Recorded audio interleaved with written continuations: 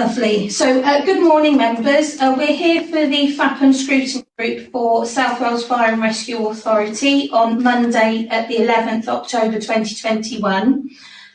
So, if we can first go through apologies. I've received apologies from Councillor Ali, Councillor and Councillor Jarvie for today's meeting. Members, if we could please complete a roll call now so that I can make sure that I've got everyone present. Councillor Brown. I can see you, Councillor Brown, thank you. Councillor Spencer.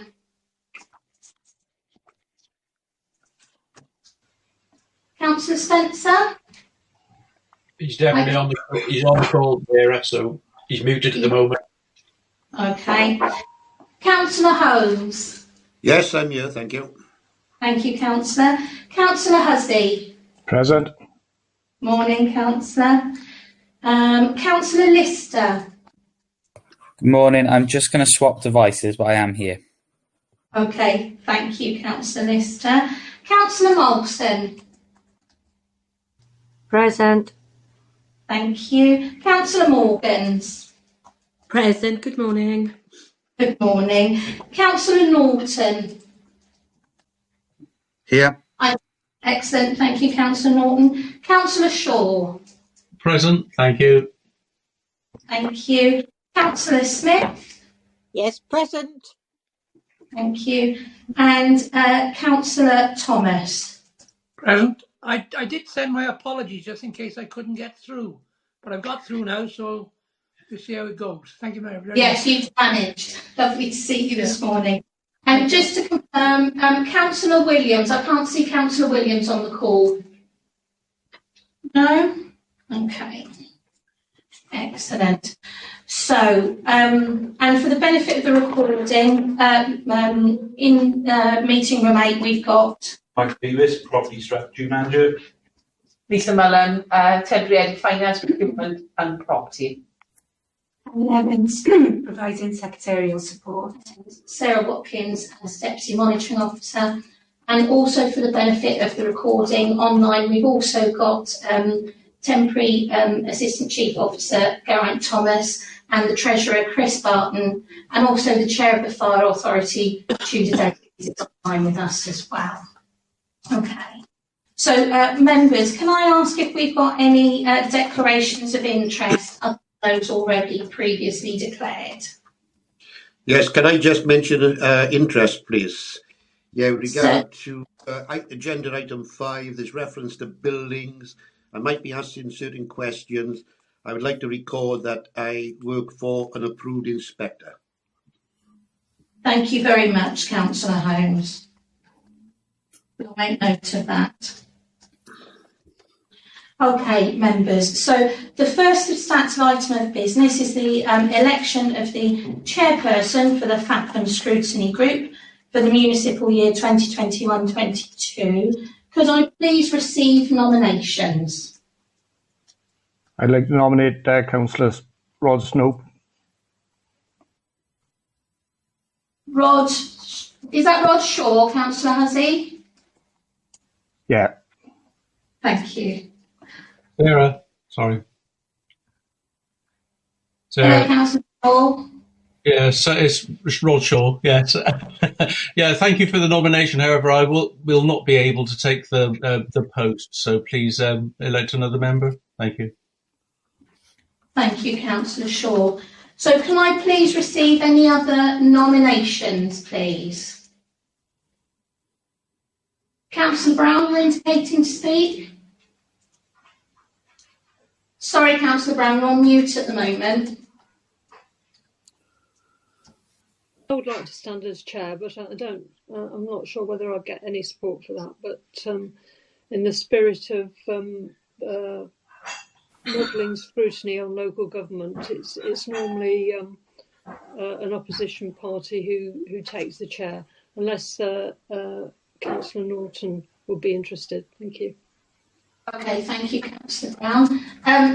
First of all, can I just go through, have we got any seconds for the nomination for Councillor Brown, please? Yes, Councillor Norton?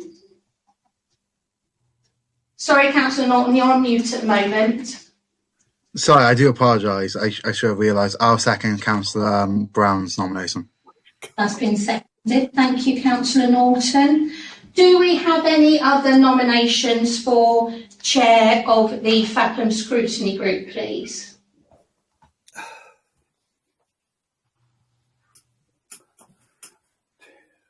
I can't see any other members indicating. Very well, so we'll go through to a vote on this one. So I'll go through each member that is eligible to vote on this one as we go through. Councillor Brown. I don't know if I'm allowed to vote for myself, but Yes. In favour, yeah, thank you. In favour, thank you. Councillor Spencer. Agree. Thank you. Councillor Holmes. Yes, agreed. Thank you. Councillor Hussey. Agree. Thank you. Councillor Jarvie. Oh, yeah. Oh, no, sorry. I've got apologies for Councillor Jarvie. Apologies, members, for confusing everyone. Councillor Lister. Agree. Thank you. Councillor Molson. Agree. Thank you. Councillor Morgans. Agree. Thank you. Councillor Norton. In favour. Thank you. Councillor Shaw. Agree. Thank you. Councillor Smith. Support. Thank you. Councillor Thomas. Agree. Thank you. And I still can't see Councillor Williams online. So Hi, Sarah. Oh. I have joined the meeting, but I don't think I'll be able to vote because I've joined midway through this item. Very well. Thank you, Councillor Williams. I'll just make a note of that. Cheers. Thank you. Thank you. So, thank you for that, members. So I can declare the result that Councillor Brown has been duly elected as the chair for the FA&PM Scrutiny Group for the municipal year 21-22. And that was unanimous by all the members that were available to vote. Very well. So, as we usually do in these circumstances, I can now, Councillor Brown, I hand over to you as chair. Would you like to go ahead with the nomination for the deputy, Councillor Brown? Yeah. Could I have nominations for vice chair? Do I have any nominations for vice chair of this committee? Can I nominate Councillor Norton, please? Lovely. And I would second that if I'm allowed to as a chair, am I? members, can you refresh my governance? Is that acceptable for the chair to? If that is, Sarah, and if Yes. it's not, I'm more than willing to second. Thank you very much. Your patience is appreciated. Very well. Over to you again, Councillor. Are there any other nominations for vice chair? Can I nominate Councillor Glyn Holmes, please? Ken? And do I have a seconder, please? I'm happy to second Councillor Glyn Holmes and withdraw obviously myself being nominated. Glyn? All right. So I think that means that we've only got Are you happy? one vice chair, unless anybody else wants to put forward. Yep. Do they? Chairman, as I seconded Councillor Norton, he has said that he will stand down. I withdraw my secondment. Oh, right. Okay. Thank you. Thank you. Glenn, are you happy to? Yeah. Are you happy to accept? Yes, I'll prepare to accept. Thank you. Well, I was wondering if Councillor Rodshaw would like to be the vice chair. What did the Vice Chair be more than happy to second him? No, thank you, Chair, and thank you for your consideration, but I'm more than happy to support Glyn Holmes's nomination. All right, okay, thank you. So basically we've just got one nomination for Vice Chair, so could we have a vote on that, please, Sarah? Certainly, so we'll go through on the roll call for that one then. So Councillor Brown. In favour. Thank you. Councillor Spencer. Agree. Thank you. Councillor Holmes. With reluctance, I'll accept. Thank you. Councillor Hussey. Agree. Thank you. Councillor Jarvie isn't with us. Councillor Lister. Agree. Thank you. Councillor Molson. Agree. Thank you. Councillor Morgans. Agree. Thank you. Councillor Norton. Agree. Thank you very much. Councillor Shaw. Agree. Thank you, Councillor Shaw. Councillor Smith.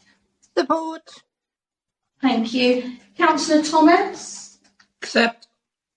Thank you. And Councillor Williams. Support. Thank you very much. So I can declare that result was unanimous by members, and Councillor Holmes has been duly elected as the Vice Chair for the FA&PM Scrutiny. Yes, thank you. I think the next item on the agenda is, I'm not sure if have we been through declarations of interest, Sarah? Yes. Yes, Chair. Yeah. Okay. Chairman's announcements. I'm not aware of any announcements for this particular committee. So the next item on the agenda is item 4 on page 3.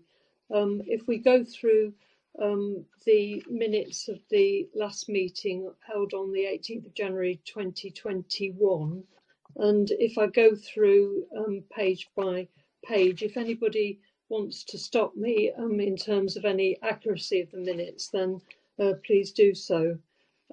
So page 3, page 4, page 5, page 6, page 7, page 8, page 9,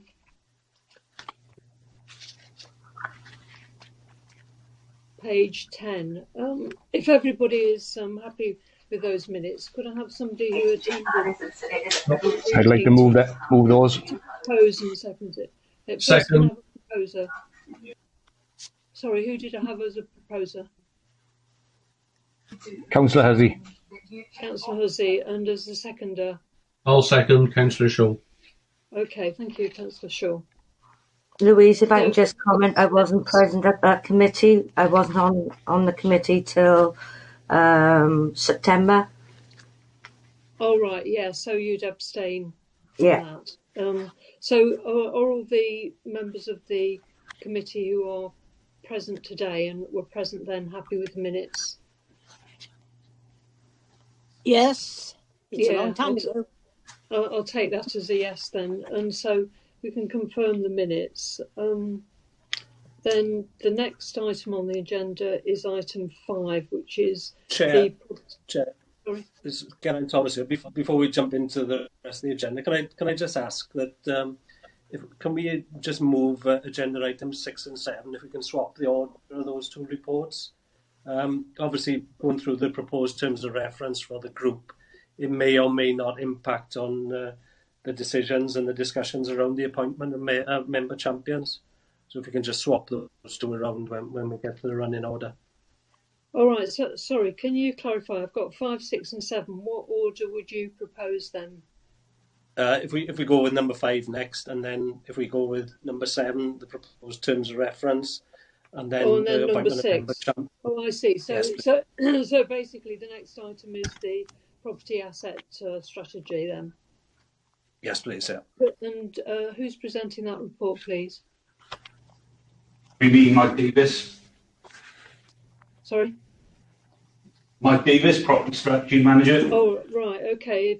Over to you then. And if on chairing this, I think if we could leave the members' questions till after the presentation, then okay. Thank you.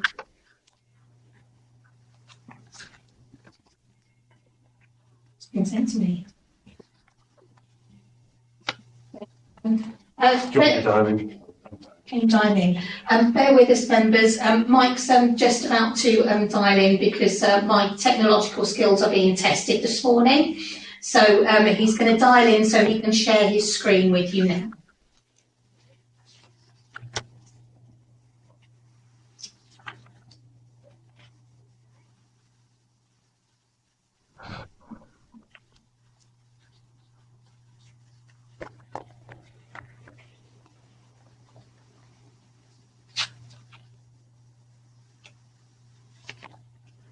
Good morning all, my name is Mike Davis. I've recently taken over from Nick Oregon as the property manager for South Wales Fire and Rescue Service.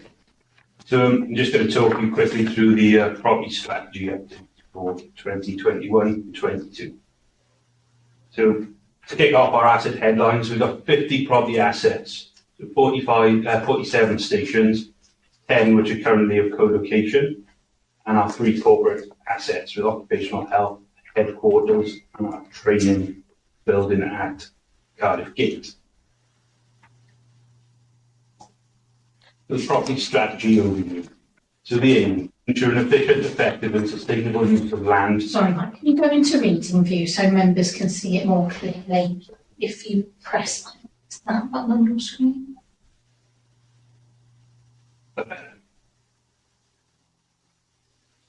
Delay user.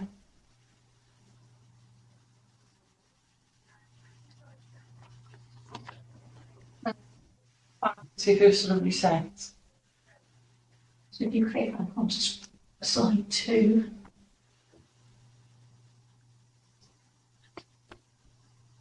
Don't think it's in reading view yet, Sarah. Okay. Actually, if you I can see slide 2. I don't know if everybody else can. press that one, is it, Mike? But I think we've all got hard copies, haven't we, Chairman?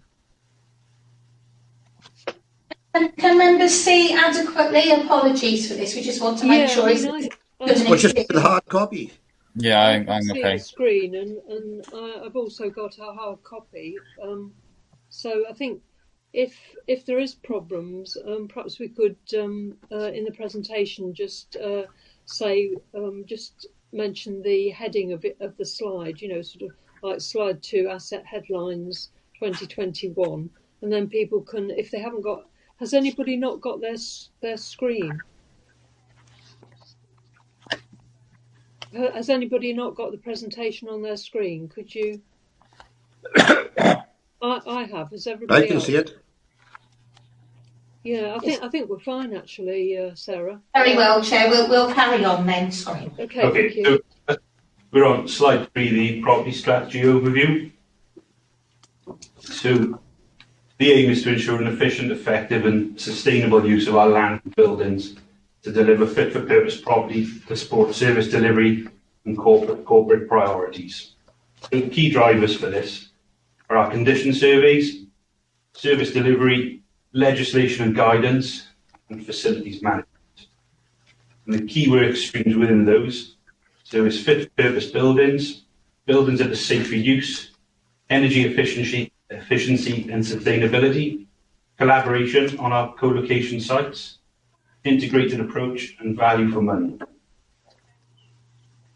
2021 review, so just going to look back at some of the projects that you were probably updated on the last time. So since then, Pont de Breathe has just come to an end. We just got some minor groundworks to complete on the installation of the training tower. So that project was particularly difficult due to COVID sort of striking in the middle of it. So we experienced some delays on that and some financial implications. No, sorry to interrupt, but I'm still on slide 2 on my screen.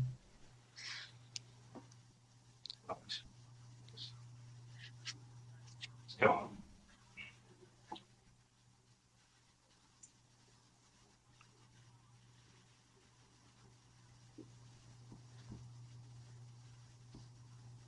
There we go. Have you got Pont de Breathe now? Yeah, that's fine now, thanks. Sorry about that. Yeah, so we've completed Pontypridd just with the exception of the installation of the training tower. Ton of Pandy, much the same. We've completed there now. As you can see on the photo on the right, the building's been cladded to give it a modern look. This is completed recently. We just got some minor snags left on this project that are currently undertaken, and we hope to be handed over by the end of next week. And then some ongoing projects. We've got the USAR project, which is based at Whitchurch Fire Station. So that's the urban search and rescue. So we're looking to demolish the existing building, which isn't fit for purpose. There's kind of a steel shed there that currently houses some of their vehicles. So Welsh Government have kindly funded this project for us. We've just gone through the tender process, and we're in the process of appointing a contractor to progress on this one. Is it listing maybe the increase in cost? Currently got no capital folder. Yeah. All right, okay. So then we got the New Inn relocation. So the station's currently in New Inn. It's sort of come to end of life at the moment with the condition of the station. So we've been brought to a point where we have to do some work. The decision's been made to change the site. So you can see I've highlighted in the yellow box there, site, which is just off the big roundabout at Pontypool there, and on the left-hand side is a photo of the actual site. This should give us good access via the closest roads there, and obviously fits within our fire cover review. So we're in the process now of negotiating with the landowner of purchasing of land, and hopefully over the next 12 months we'll be progressing on that. This is another project we're working on, is the on-call station storage project. So this came about with a discussion from Derry Rose, where we were experiencing a lot of issues with storage and just sort of the size of our on-call stations. A lot of the stations, probably when they were built, were only supposed to house around 10 members of staff. Some of these sites have more than doubled that at present. So we've experienced some difficulty. So what we're trying to do is, where possible, we'd be looking for extensions on the building to house gyms, locker rooms, drying rooms, etc., just to free up the appliance space and sort of make the site fit for purpose for what we're trying to achieve. Then we've got the tower repair replacement project. So currently, we've got 3 towers that are as new, 8 that require minor repairs, 20 that require major repairs, and 5 that actually require demolition and replacing. And on the left there, you can see the towers that we're looking to replace, which are Roath, Whitchurch, Treorchy, Mindy, and Pontypridd, which has already been demolished. And as I mentioned earlier, we're just waiting on the new tower to be installed there. So the middle photo is the tower that we're going to be installing at Pontypridd. And as agreed with SMT last Monday, this is the tower that we will look to install going forward where possible. And on the right-hand side there, that's just a photo, just to show you some of the problems we're experiencing on the towers with sort of bricks falling, there's lintels cracking about doors, there's some gantries and things that are sort of rusting and really need to be replaced over the next 2 or 3 years. Then there's our reactive maintenance, which has never stopped really. So, this is our day-to-day. On the left-hand side, you see, drainage issues occur daily, pretty much in the service across our stations. On the right-hand side is a photograph of Dufferin roof, which we had to replace this year, which was unforeseen. But when we had people go up to take a look and do a survey on it, you could see that it wasn't fit for purpose. So we've actually replaced that roof this year. Again, roof issues, especially this time of year now, sort of become more prominent. Then we got our co-location project timescales. So you can see there Monmouth is being pushed into winter. So we're going to be looking at this. I know we've got a joint emergency services group at the end of this month. So that will be on the agenda there. Out of any, probably see there that Gwen Police have decided not to proceed with the co-location on that side. I think when some of the costs come back, I think it was a bit of a shock. They've decided to sort of identify their own site and do something on their own, fortunately. And Cowbridge then is imminent with South Wales Police. Again, we're just waiting on a date for them to move in. They've carried out some works to bring telecoms into the building there, and they're going to have, I think, four officers based there initially, possibly going up to 6 over the next 12 months. And then you can see for the future, I've put new in because currently we've got discussions ongoing with our partners there, obviously West and Gwent Police, for the feasibility of whether they may need some space on that building as well. So we could design that in at an early stage. And there's a list of our capital projects there. You can see the Font Creed, Font Pandy now finished. We've got new in there, which is ongoing, as we've already said, with the design phase there. So the reality is, if we purchase the land in the next month or two, we're probably still a good 12 to 18 months away before we get a shovel in the ground there. Then we've got the USAR project down at the bottom, which is probably going to be the next one to go, subject to funding. And the tower work package at the bottom there, again, subject to funding in next year's capital bids. We'll be looking to proceed on that shortly. And finally, sustainability, which is something that has come to the forefront for property this last year or two. So I'm working currently with the facilities manager, Alan Humphreys. We're looking at putting in some solar panels. So initially, we're going to look at our HQ building. So you can see that the picture on the left-hand side is the one that's been decided that we go for. You can see the sort of coverage that we're looking at for solar. This will give us the opportunity to pretty much generate enough electricity to run our building just off the solar panels. And on the right-hand side, with a fire station, you've got Barry Station there. We've gone for the smaller system on here. This is sort of just a trial, really, to see what sort of usage we've got on station, and really to trial it to see whether it's worth us rolling that out across the brigade in future. So that's about it from me, really. Just any questions now? Yes, thank you. Could we remove the presentation from Starleaf, please, because it's difficult to see members otherwise on my screen. Thank you. Have members got any questions that they would like to ask? Yes, I'd like to ask. Councillor Holmes first, thank you. Yeah, there's a few questions, Madam Chair. Yeah, with regard to the condition surveys, is this done in-house or do we bring surveyors in, please?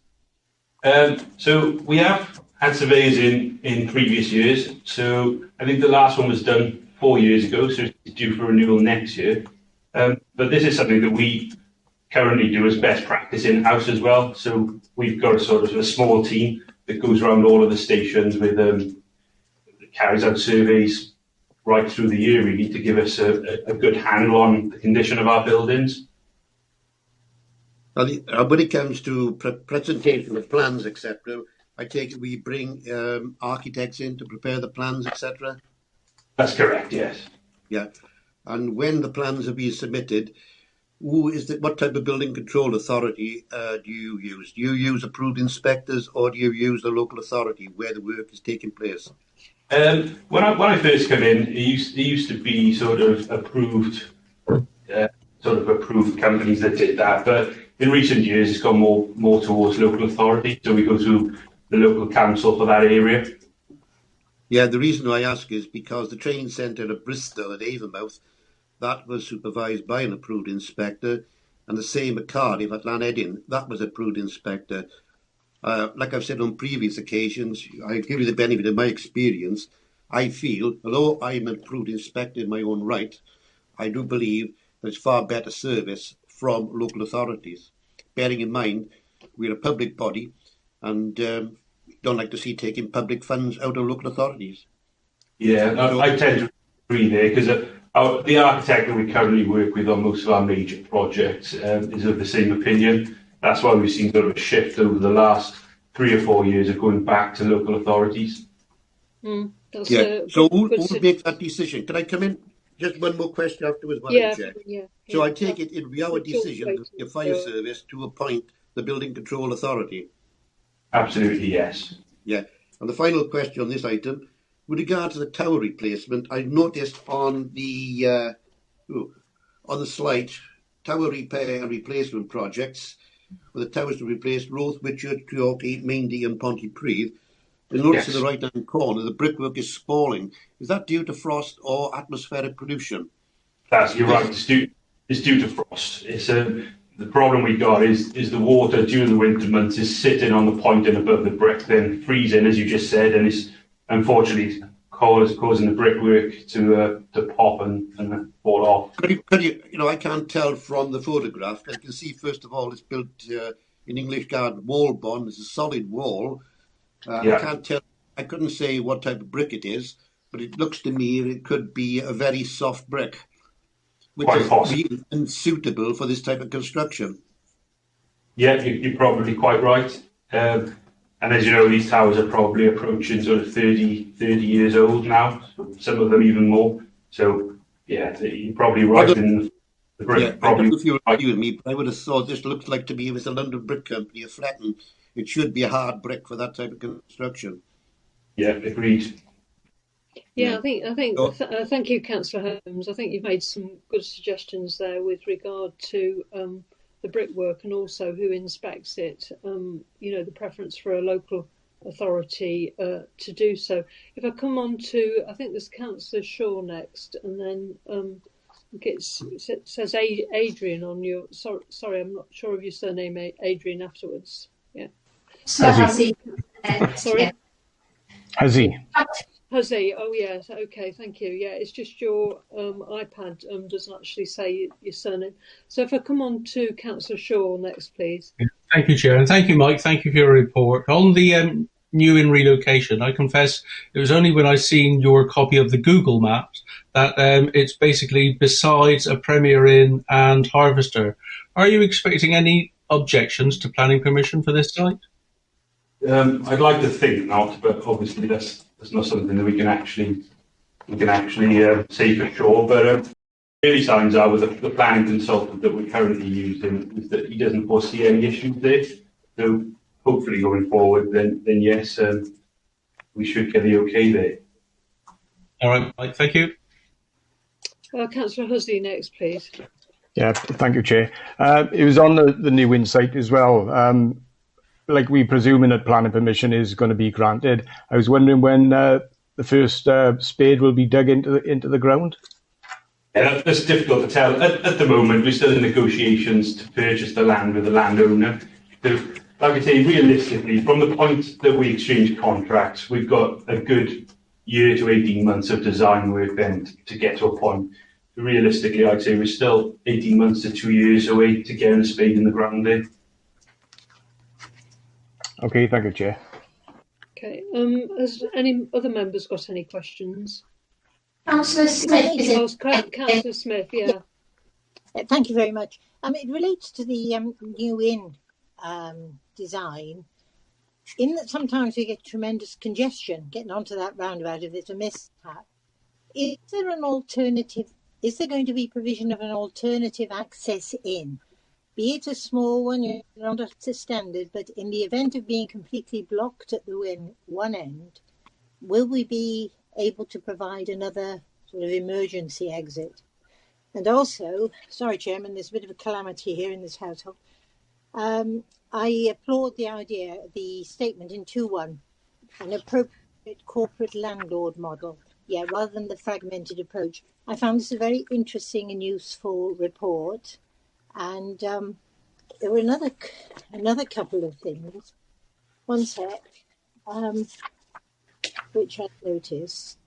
When we're looking at projects and timescales, I know about the withdrawal of the police interest in Abergavenny, but obviously as an authority, we consider the appropriateness of locations wherever they are, because sometimes you look at a long-established place and you think, is this right? Is it whatever?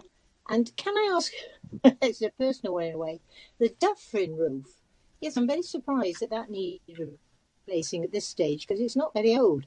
The tapes that are running across there, are they copper tapes to prevent mould and such like, or moss? Because I'm interested personally to know if that actually works. And no, it's lightning protection. Right. Well, tell me how to keep moss off, please. No, I found it a very good report, and thank you. And interesting to see design as well for the urban search and rescue service. So, or the proposed shape. Thank you very much. No problem at all. Just on the entrance one, that's the question you asked.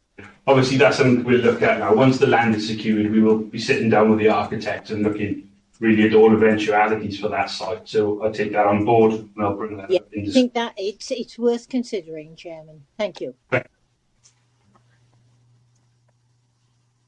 Thank you. Is there, I think, no, I mean, I was looking at the, I think Councillor Smith also raised the issue of Abergavenny, and looking at the capital project, there was quite a bit of preparation that was involved in that, and then it didn't seem to go through. I think Councillor Smith mentioned about, the police interest in it, in terms of it not proceeding. Could we have a bit more background comment on that? And then I think in the co-location projects, there's also the Monmouth and the Cowbridge one, and possibly the New Inn. Could you comment a bit more on how that would work? Because obviously, if you're going for a collaboration with the New Inn, then perhaps at the planning stage you need to consider the buildings and so forth. Thank you. Yeah, no problem. So if I start with Abergavenny, so yeah, you're right that project currently, it almost got to a point where they were almost ready to start work. I think it was the cost ultimately in the end. The design worked for the building.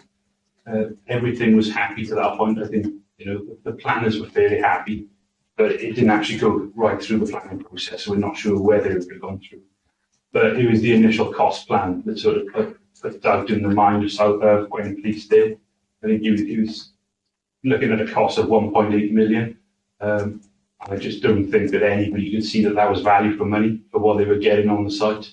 So that's why they then just took the decision to look for an alternative site and do something themselves there. I think for probably the cost that they were paying, they could probably get better off-site, if I'm honest. Oh, right, okay. And then the Monmouth one, if you could go through them all, Monmouth, Cowbridge, and then the question on the New Inn, please. Thank you. Yeah, so if I start with Monmouth, so we're looking to get back into the design of this one now. So what we're looking for, we're waiting for the Joint Emergency Estates Group meeting at the end of this month, so we can get all of the decision makers in the room, basically, because what we need really to progress that is a commitment from the other two services, of Gwent Police and the Welsh Ambulance Service. At the moment, they've sort of given us an idea of what they're looking for on the site, the space required, but at this point in time, neither has the funds to achieve what they need on the site.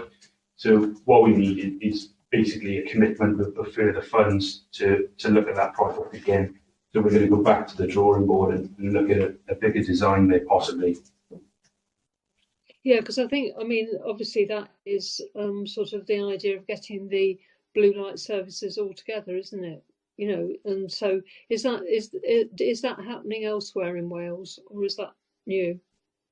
This is happening all over the country. So yeah, and it is difficult. It's a really difficult process as well, because obviously you've got three stakeholders there potentially, but actually four when we did that major. And it's really difficult to get information out to people, especially everything takes a lot longer. But with Monmouth particularly, it's the commitment of capital funds up front, because at the moment I think we've got sort of a commitment for around 800,000. We'd be lucky to build what we require on the site for all parties for double that. Mm. So Cowbridge next. Yeah, so Cowbridge, South Wales Police, like I said, imminently due to move into that site. It's only going to be on a small basis at this point in time. There's only going to be a couple of officers there from day to day, so they've basically just got one office and a share of our locker room and our kitchen and mess area. This could grow, but it's not actually a priority for Welsh Ambulance at the moment. I don't know if you know, but they've got an ambulance station next door. So discussions have taken place as to whether they come onto our site. We do a bigger co-location there.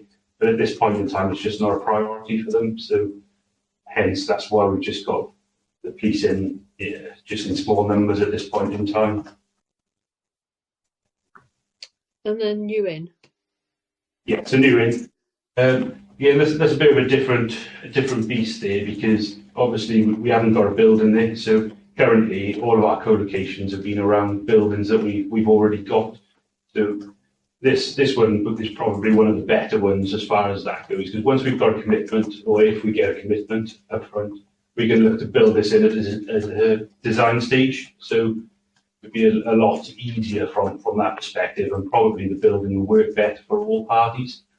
You know, currently, each building that you go into, there's going to be compromises because you're bringing large numbers into smaller buildings. Whereas new in, we can basically build a bespoke station for that purpose. So is that going to be designed on the grounds of this sort of pilot idea in Monmouth of the 3 emergency services? Because that obviously makes a difference to what you're going for, doesn't it? Correct, yeah. But we haven't got any commitment yet, so the discussions are still at an early stage on that. So as soon as we get a decision from the other services in that area, we'll make that decision, and obviously that'll be given consideration for the planning committee and the architect. Yeah. Has anybody got any? Thank yes, you please, for the presentation. Has anybody got any further questions? Sorry, who is that? Councillor Mason, please. Thank you. Thank you for the report. Thank you, Chair. Going back to the new in relocation, and there's a possibility that we'd have other blue hubs in with it. I know this area well, and I agree with 2 others that expressed concern with this roundabout. This roundabout is a very, very busy roundabout, and there's accidents on there quite frequently. Have we looked at another site prior to this? It was before my time when this site was identified, but I believe that Nick Corrigan, he did quite an extensive search of the area, and that was the only site that the agents come back with.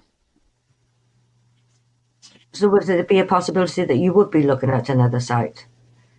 Well, currently the service is committed to this site, so we are in negotiations. So the only reason we would be looking for an alternative site would be if the purchase of that land didn't go through. So did you look at the possibilities of the surrounding of this site before you took it forward, with the accident and the dual carriageway and the busyness of the roundabout? Nick Corrigan would have done that before my time. Okay, thank you. I think, thank you, Councillor Mason. I think you raised a valid point, because if there is a potential of looking at it for the 3 emergency services as opposed to just the fire station, then obviously there's going to be a lot more traffic on that particular. I don't know the roundabout myself, but I think I think that's a valid point with regard to consideration of the site myself.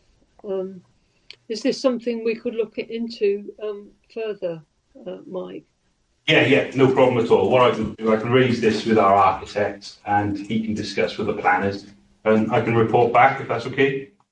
Yeah, that's fine. I think that's a very relevant point. Because I know in my own ward, when there's traffic issues and fire equipment and the rest of the emergency services, there is quite a volume of traffic there. Councillor Norton, you wanted to ask a question? Yeah, on the solar panels, so you mentioned obviously they're planned on the 2 sites. Do you know any more information around the time frame when they'll be complete? And I believe, correct me if I'm wrong, I think it was Pontypridd Station you said for construction work costs more due to the pandemic. Is there any more detail you can go around that as well? Yeah, so if I start with the solar panels, then we'd be looking to get it complete in the next 6 to 12 months. So it's quite advanced actually where we're at with that. We're at a point now where we're just writing the tender brief. So hopefully we'll get that tendered shortly and a contractor in place with a look to proceed in ASAP.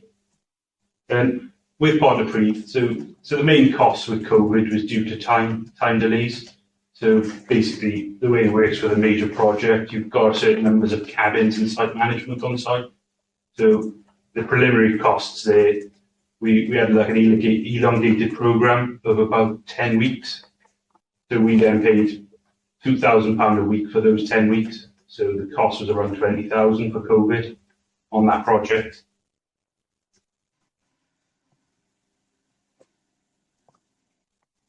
Thank you for your answer. Thank you, Chair. Okay, thank you. Are there any more questions? I think. Sorry, Councillor Smith. Yes, please. Relating to the Monmouth situation, it's a real irritation. That's being relevant to you and I, Chairman. This has been going on for years, vacillating. I mean, the ambulance service is actually offering.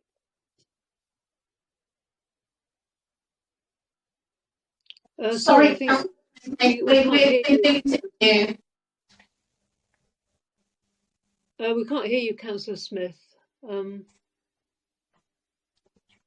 think you must have lost connection. I think it was a question at the back at the moment, isn't it? Well, there we go. You're back again. Sorry, do you want to carry on, Councillor Smith?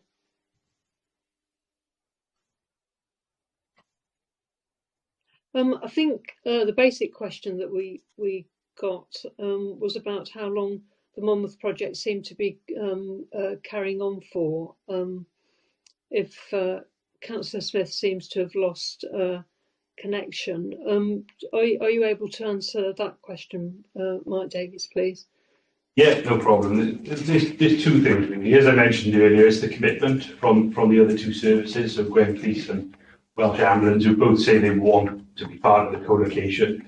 But unfortunately, the second point is priorities. This isn't high on the priority for either. So, as you can imagine, they've got other things going on as of we. Yeah, sorry, Councillor Smith. I think you're back again. What I did was asked Mike Davies to basically comment on your original point, which was to do with the fact that the Monmouth project was taking some time. Was there anything else you wanted to add? I just wondered if there was any way we could to bear on those bodies, because I think that they would offer, certainly the police could offer a more efficient service from a different accommodation, but this is my view. There was one other thing. The development at New Inn, is it going to impact on any other service delivery? Not to my knowledge, no. In other words, is it going to? No, I wondered if other considerations had come. Thank you very much. Thank you. I think we've just about we've discussed this. I mean, I think the recommendation on page 13 is to approve the new property asset strategy 2022 as attached to Appendix A. I just wondered if I could add to that. Chair, can I come in just with a couple of comments on some of the questions that were raised to support Mike's presentation? Yes, just in terms of the New Inn relocation, obviously it was raised about the alternative sites. One of the main considerations, obviously, with the relocation of the fire station is the age and condition of the current station, and there's a lot of work needed on that site and a lot of investment. So it was, part of the consideration is, do we stay on the existing site and invest, or do we look for alternative sites? When we look for alternative sites, obviously one of the biggest impact really is staying within the remit of the fire cover review. So there's a sort of footprint of an area where we can look at. So we can't pretty much go outside of that. So we have to maintain fire cover and not have knock-on impacts on the other stations then. So it's all related to the turnout times of the retained stations and on the sort of outlying areas. So that was a big consideration. Part of the pre-application, the pre-app process, there was questions raised by the Highways Department, and those were all answered by Nick Corrigan, who was Mike's predecessor, and the existing architects that are appointed. So some of those fears have been allayed. But yeah, we can certainly raise some of those concerns when we're looking at more detailed designs for the site. So in terms of the solar panels questions, when we've been working heavily with Welsh Government and they've sort of developed a report and the designs of the solar panels on our sites. One of the considerations they've tried to get us to commit to is, if possible, to get the work done before the end of this financial year, because they are doing the application process for us for external funding through what's called the SALEX scheme, which is interest-free loans. So all that's been developed with Welsh Government, the Welsh Energy Service. So they're hoping that we can progress that as quickly as possible. And one of the considerations where we looked at the smaller model for Barry Fire Station was that would free up an additional investment then, should we wish to progress to some of our other sites as well. So that was some of the thinking there. And the final point then was around the collaboration. And as Mike rightly said, it's around priorities of the other services. The biggest challenge we often get is around the funding and commitment of funding, and that tends to be from the Welsh Ambulance Service when we're looking at a tri-party arrangement. Because of their funding model is sort of very different to the funding model we have within the fire service and with the police. It's often very, very difficult for the ambulance service to commit any funds up front, and certainly for them to be able to set aside funds then for the future. They have to go cap in hand very often to Welsh Government for funding. They haven't got the luxury of being able to fall back onto reserves or have committed funding streams, so they very much on a year-by-year basis going back to Welsh Government to ask for funds. So hopefully that just gives a bit of additional information into some of the queries. Yes, thank you for that background. I think it would be worth though adding about I think to the recommendations about to approve the new property assets as attached to Appendix A, but also taking account of members' comments. I was thinking particularly of the new ins. I think with regard to the recommendation, that would just be taking account of members' comments. But I think obviously with regard to the new insight, the concern has been raised about highways, and I think it was mentioned in the discussion about whether or not there could be. Sometimes if you look at planning, you look at whether there's alternative accesses to sites, another entrance or exit or whatever. So it might be worth considering if that's at all possible within the constraints of the existing site. Okay, so if I can go ahead with the recommendation with that, if members agree with that slight amendment, is that okay with everybody? Yeah. So if we could go to the vote, please, Sarah. Thank you. Councillor Brown? Yeah. Yes, approve. Thank you. Thank you. Councillor Spencer? Yes, I approve. Thank you. Councillor Holmes? I would agree, Madam Chairman, with due regard to the comments made with building control and the rubbish brickwork. Thank you. Councillor Hussey? In agreement. Thank you.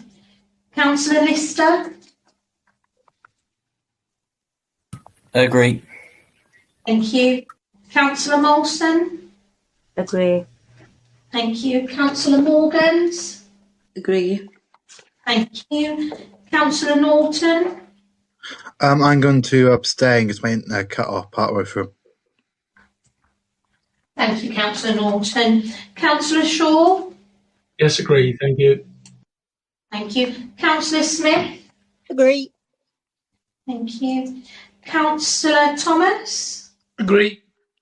Thank you. And Councillor Williams? I agree, sir. Thank you very much. All done, Chair. Thank you.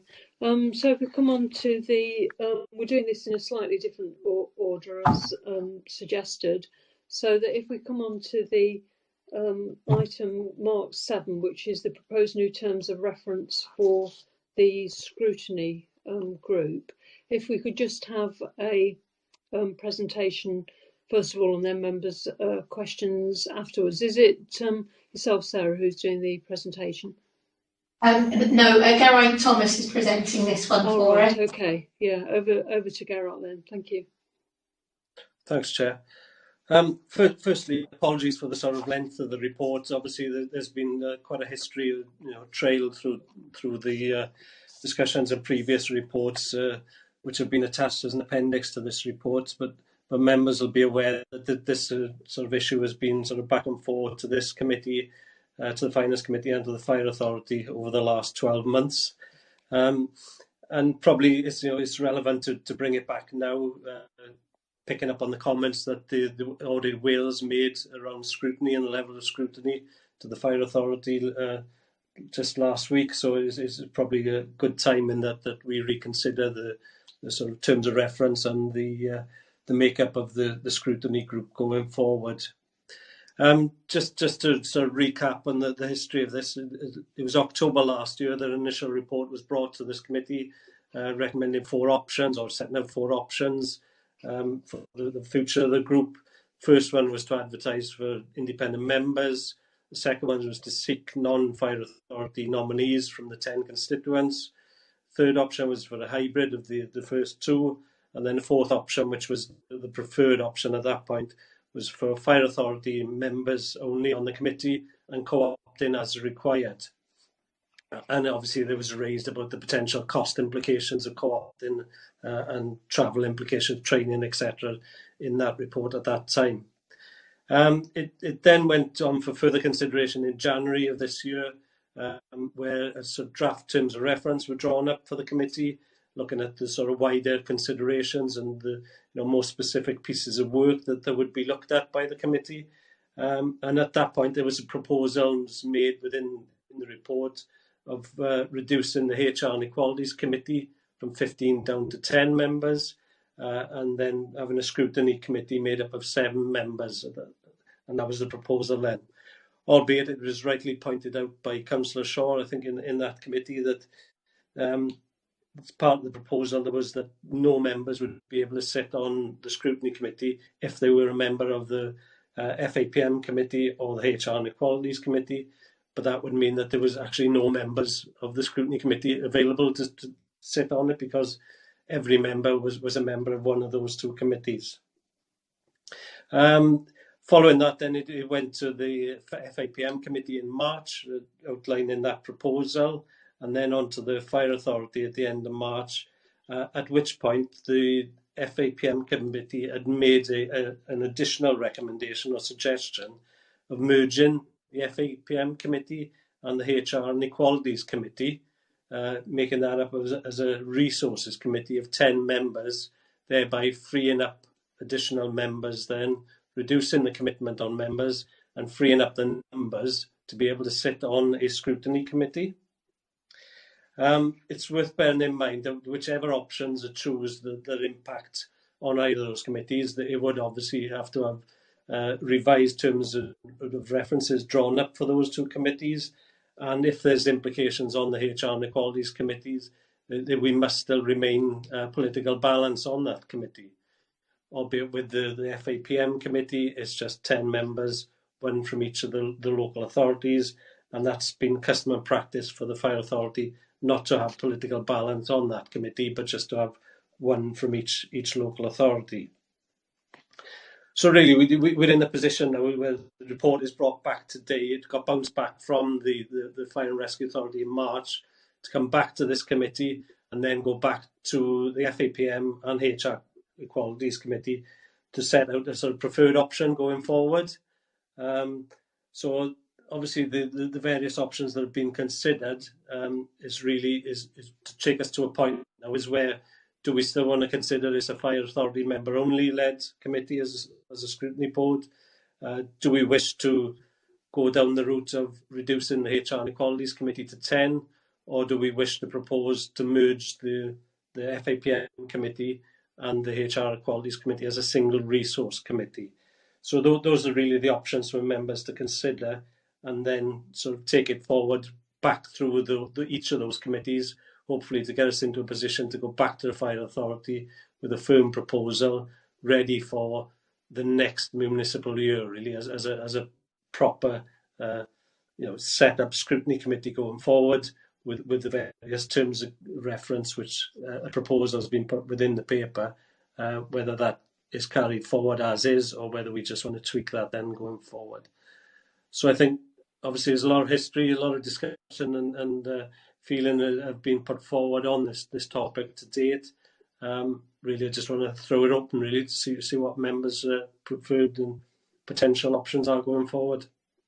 Yeah, thank you for that report. I mean, just first of all, if I could suggest, prior to the discussion, that there is another option, and I think this is the option that I think Councillor Norton originally proposed, was that I think it's effectively one where there's going to be 10 members of the HR, 10 members of FA&PM, one from each authority, and then with regard to there being only 7 members of scrutiny, that three co-optees could be appointed, and effectively who had experience of different issues. My concern about, I mean, obviously it's got to go to HR for their decision, but I think the proposal that's being put forward is probably less democratic of merging the HR and the FA&PM than we've got at the moment, where anybody can be on a scrutiny committee, because it means that 10 members are effectively out of the 24 acting as the executive, whereas with regard to resources for FA&PM and HR, those decisions are spread out, and not all of the HR committee things are resource matters in any event. So I don't think, and the other question is so in some senses the decisions being proposed would be, I think, scrutinised less, and it would be a less democratic process. I mean, with regard to the co-optees, I would suggest that somebody who's sort of like a retired person, or somebody with expertise in finance, could be a helpful co-optee to provide an independent element with regard to the scrutiny function. But I mean, what I'm suggesting is basically a third option, but possibly Councillor Norton can elaborate, because I'm actually taking his idea. Thank you. Can I just add, for members' information? Sorry, I meant to add in the report as well, was that obviously with the 14 members that are currently on this committee, 4 the members are currently sitting members on the FA&PM, and 9 are on the HR and Equalities Committee. So that's just for background information. There's only 2 current members who are on neither of those committees.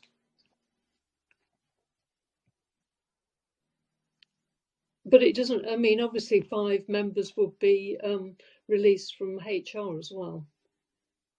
Yeah. So I think that would help. So if there's 2 current members who aren't on both, there's still 5 members who are currently on HR that could possibly be on scrutiny. But anyway, I'll open it up for... The only technicality is having to maintain that political balance on HR and equality, so it couldn't just be any 5 released. It would have to be, split between the 2 groups to maintain that political balance. Well, I think, I would have no objection to scrutiny being, HR is 15. I have no objection to scrutiny being a bit larger if that was an issue of political balance. But anyway, over to members for any discussion. Thank you, Councillor Norton. Well, I have been in favour of keeping the 2 committees separate and not having a resources committee.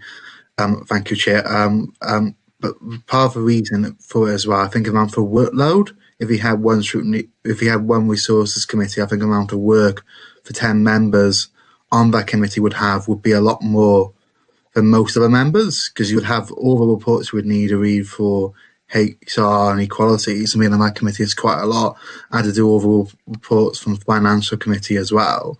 And I think they're only proposing for 4 meetings or potentially adding 1 more. So either the meetings would be longer, reports would be dropped, or you'd have to have more meetings, which I think would be quite difficult to get members who are already very busy to attend. So I think that's an issue that needs to be looked at. The option is around, you can merge the 2 committees, but then you obviously have a limited resources on members' time, and reports. I think that's one of my main concerns around merging HR inequalities and the finance committee together. The other issue is obviously group balance, because obviously we keep by tradition and convention finance committee one member per local authority, which is fair to make sure all local authorities have an equal voice on that committee. But on HR inequalities, it is obviously by group balance. So potentially, if I might be incorrect with this, all it would take is one member at any AGM to say they're unhappy with losing party balance on the new resources committee, and then what would happen? It would have to be by party balance. So then some local authorities, some of the smaller ones, I'm from Cardiff, would probably still have representation, but some of the smaller ones, like Merthyr, Banner, Grant, might lose the representation on that resources committee. So I think that would be another issue we would have to look at. So that's why I personally would be in favour, even though it obviously has its issues, it would make it very hard. I think, with a scrutiny committee of 7, it would be reliant on members to attend, and I think it would be, again, very tight to find those members, and it would have to be obviously a lot of conversations, but I think it is just about doable. And my only other thing I would like to add, because it mentions in the reports, if you are looking to co-opt members in, it does mention you could look at obviously co-opting a young member, so a young person. I know in my home authority, a number of scrutiny committees have a young person on it now, and you could look at Kira Network as well. So there's quite a lot of different options as well, looking how we can be more responsive to the communities we represent. But I would be a bit hesitant around going for one committee, because I think it's a lot of work for members. Yeah, thank you. Anybody else would like to comment? Can I, Chairman? Councillor Smith, thank you. The Committee Finance, Audit and Performance Management that is not politically balanced, you referred to it as almost seeming like an executive, but it isn't, because any decisions that were made there or recommendations made in that committee have then to be confirmed by the full fire authority. So that doesn't worry me.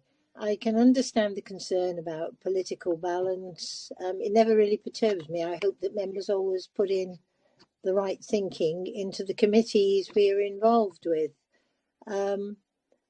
So I'm not worried about that one committee. That is very appropriate and very correct, finance asset. The other, yes, the point made by you, Councillor Norton, I'd not really considered that, because I thought, well, okay, one committee is fine. Prodigious amount of reading for those members, yes, so possibly retention of the 2. But when it comes to scrutiny, should it be a committee that is balanced politically, or is it a role that members undertake because they are concerned and interested right decisions are made? So do we have to have political balance with the scrutiny committee?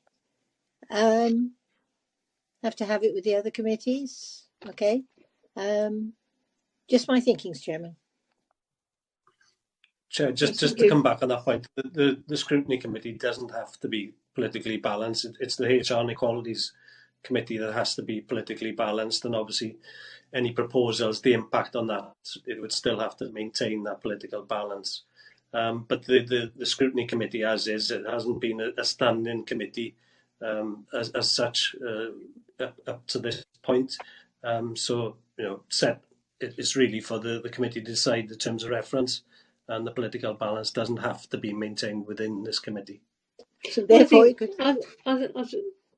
oh yes, sorry, Councillor Smith. No, I was going to say just a matter of therefore any volunteers for scrutiny.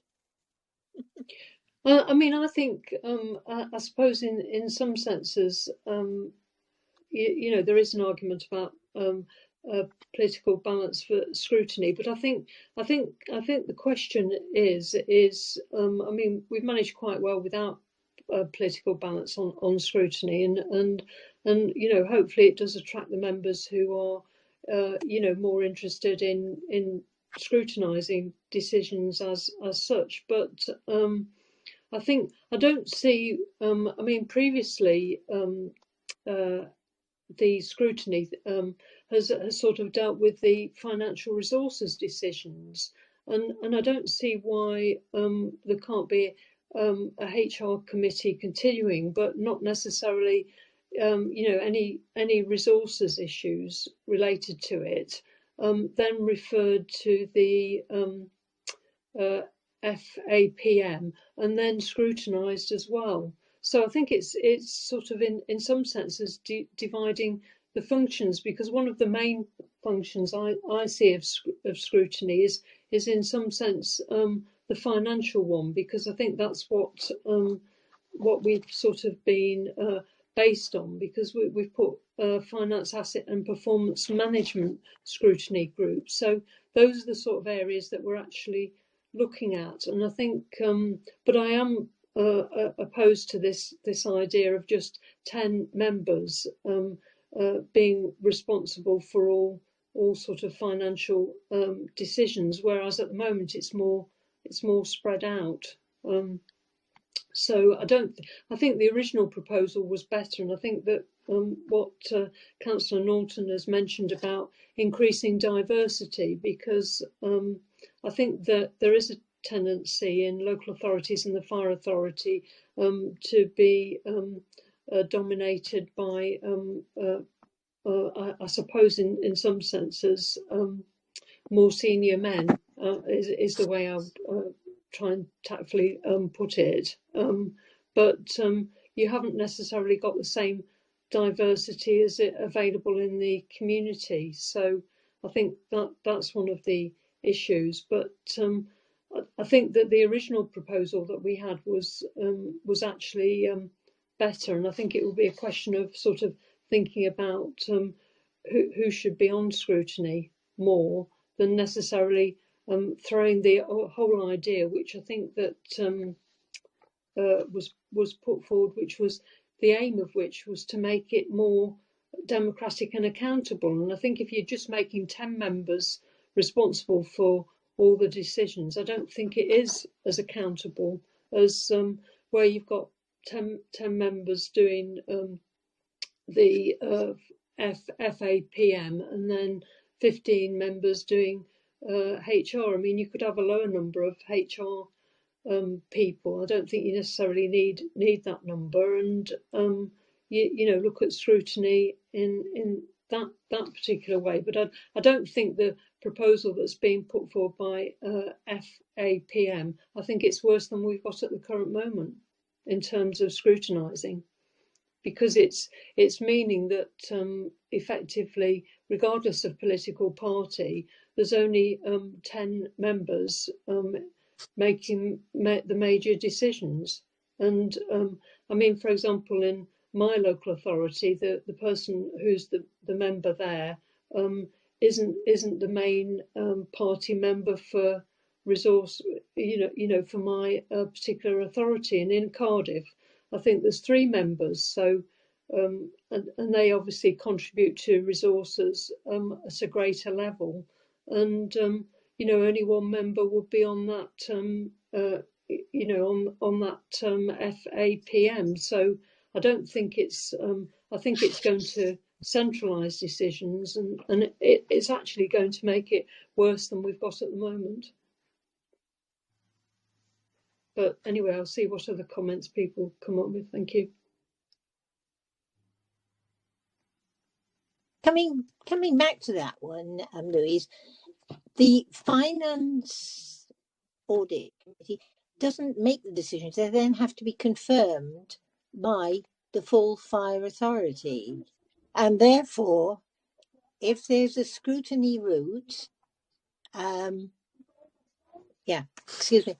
So I have no objection with the 10 staying. I don't consider that's a decision made. Yes, it makes decisions in one way, but then they have to be confirmed by others. Excuse me, I have to go. Yeah, well, I think that applies to all committees, but I don't, I don't necessarily think that that's an argument. But anyway, Councillor Smith has disappeared. Thank you. Is there anybody else who'd like to? there will be instances where there are delegated authorities to the Finance Committee, for example, approving the annual statement of accounts. They've got the delegated powers then to make decisions on that. They don't have to refer that back to the Fire Authority. And there'll be examples of that that may crop up in other committees where there is delegated powers for certain things. Yeah, Councillor Morgans. Yeah, I agree with Councillor Norton. I do think that combining two committees would be a lot of hard extra work, and the Scrutiny Committee basically wouldn't be making all the decisions. Lots of decisions are made at these committees anyway. It's just to scrutinise anything, above and beyond. So I do think it would be the two. If you combine the two committees, it would be too big a workload for the committee, personally. Yeah. Anybody else want to suggest the way forward?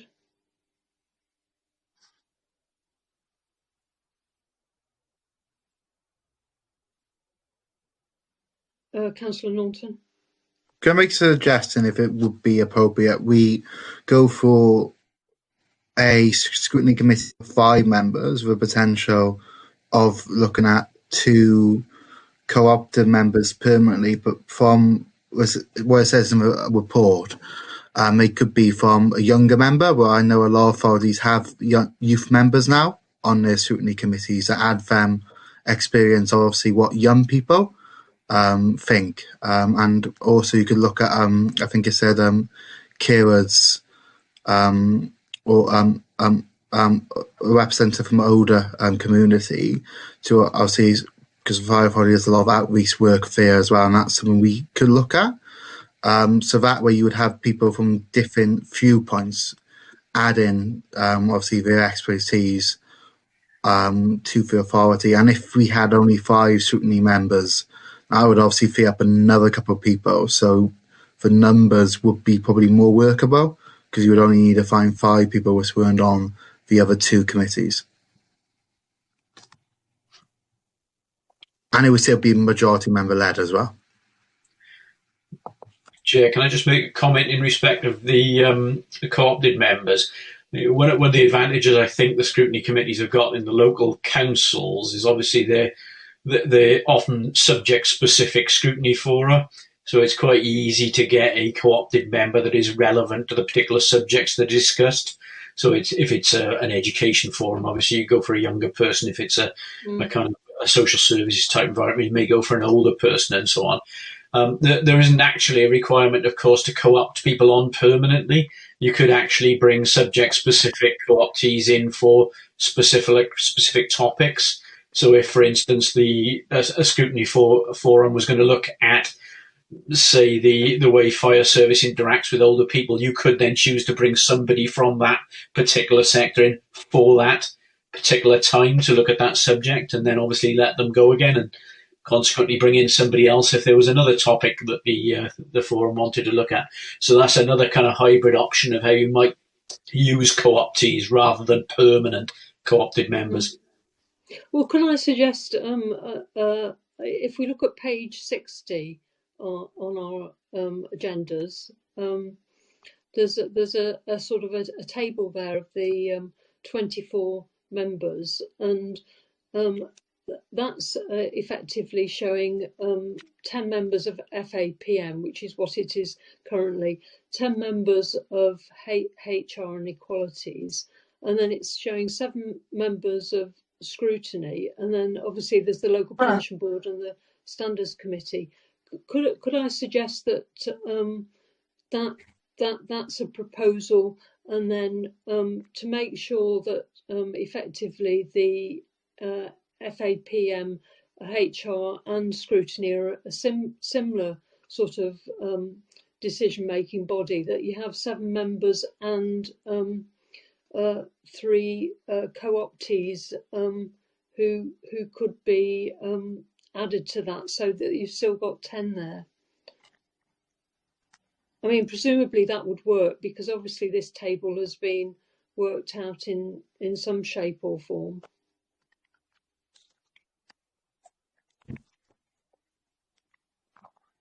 I think, Chair, if you did that, you can't go down the exclusivity route. So you if you wanted 7 specific members who weren't on any other committee, then obviously you would be effectively forcing certain members to be on HR and FA&PM. It is doable, but I think I wasn't sure there whether you were suggesting that. I think it was Councillor Shaw's suggestion, was it originally, that the scrutiny members wouldn't be on those other committees? Yeah, I mean, I don't see. I think with HR and equalities, and obviously correct me if I'm wrong, but I don't see that it will be a problem so much of being on HR and equalities as it would be scrutinising on the, being on FA&PM and scrutiny. Okay. So just to clarify that point, that's all. That if you're going down that route, I think Councillor Shaw's got a point to add on that. If you'd like to come in, Councillor Shaw. I understand exactly what you're saying. I think that the key clash would be FA&PM and scrutiny, because you can't really scrutinise the committee that you're sat on, can you? And there's less of a clash for HR and equalities. Given that there are 24 members and 3 committees, you could make it 8 for each committee, and then there would be exclusivity. But you might find political balance harder to achieve. Yeah. You'd also lose your 10 authority representation on FA&PM, of course, by doing that. So you'd have to watch that. So if you actually change the rules so that people on HR could also be on scrutiny, would we then get to a situation where we've got, I mean, obviously HR is quite large with 15 members in any event. So would we reach a situation where we get, say, for example, 10 on scrutiny? Chair. Sorry, Councillor Shaw. The issue goes back to Councillor Norton's issue that some of those members then may be actually attending 7 meetings rather than 3 or 4.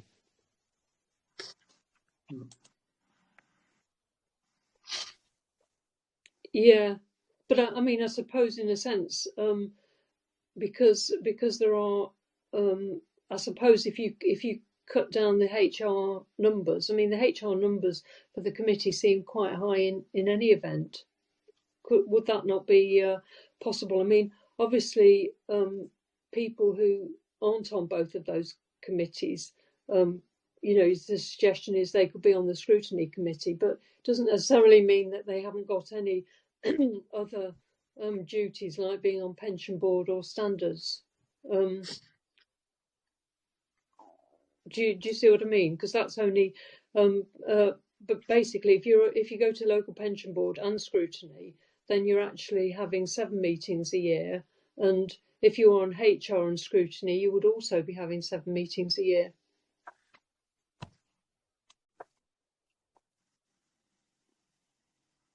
Sorry, Councillor Norton.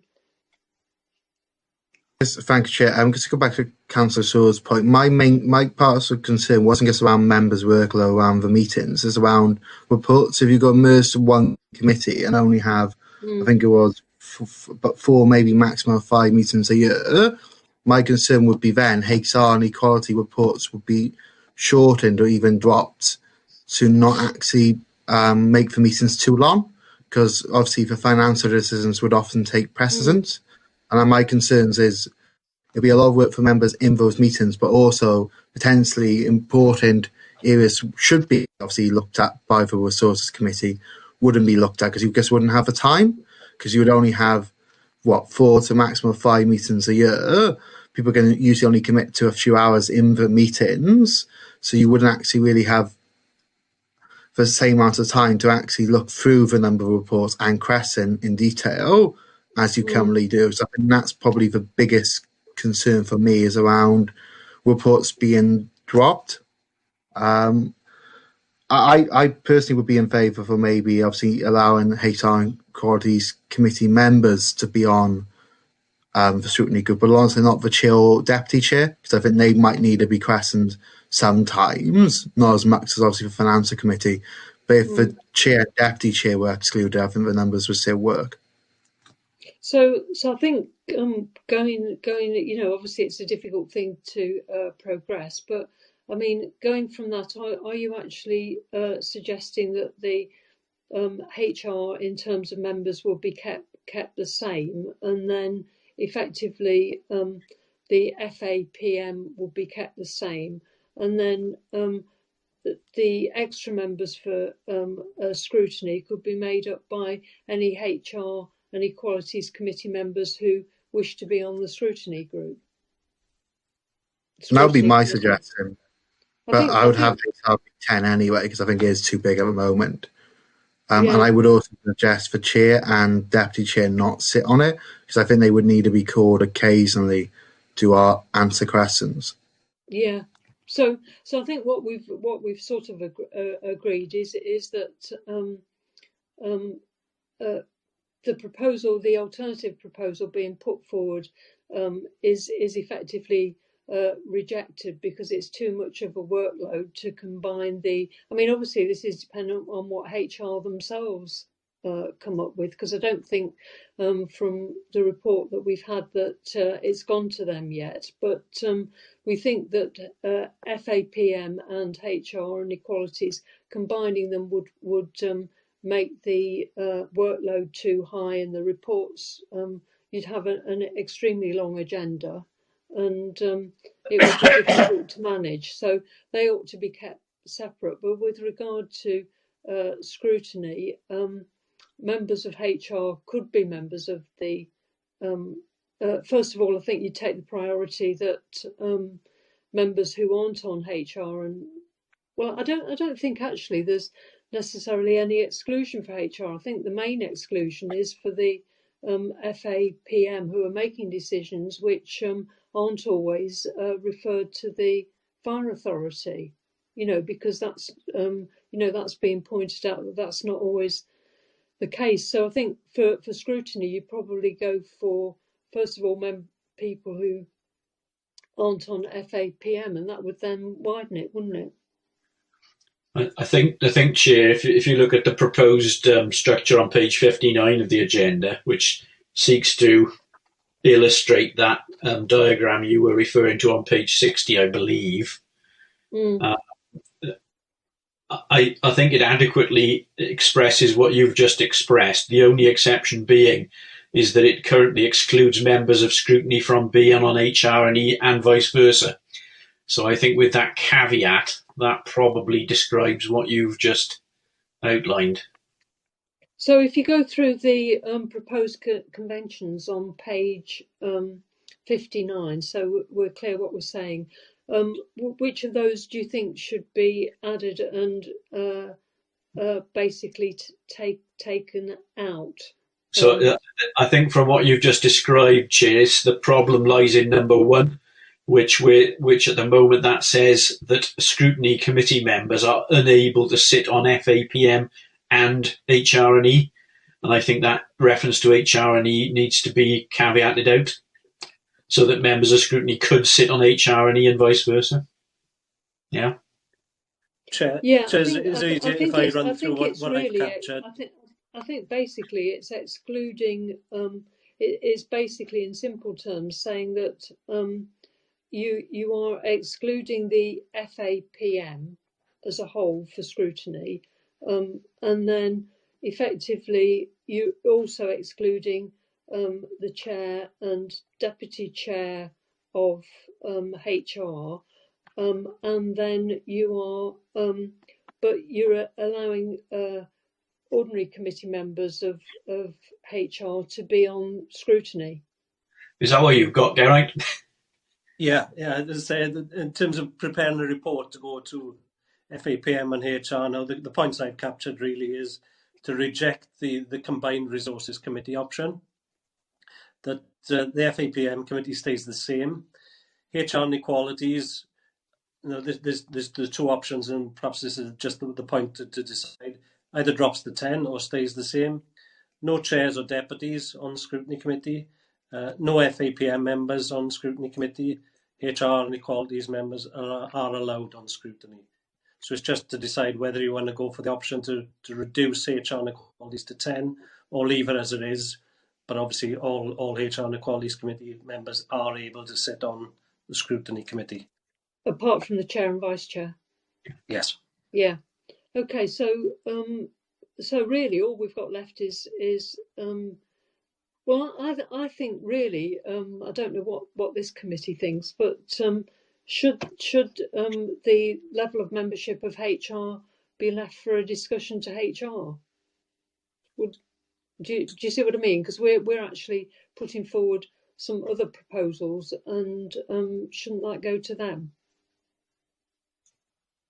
Yeah, that's fine. I can put the word the report in that. I mean, is everybody agreed? I mean, obviously there'll be some members here who are on HR. Would that be would be suitable? I mean, do they want their membership reduced to 10? And or I mean, I think you'd have to try and keep perhaps keep the political balance on HR, but work out what membership level that would be.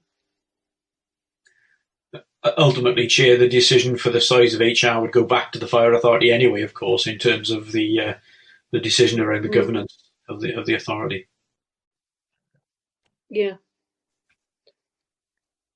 So are we happy to leave it at that, or do we want more specifications about HR? The other point I'll add in as well, Chair, is obviously around the co-opted and subject matter experts as an option as and when, as the Treasurer covered off. I mean, I think in some senses, I mean, HR could sort of consider that, couldn't they? As to, I mean, I suppose if the levels of members is reduced, then that frees up some members who want to be on scrutiny and perhaps not on HR or on both, really. I suppose it's up to them and whether or not they.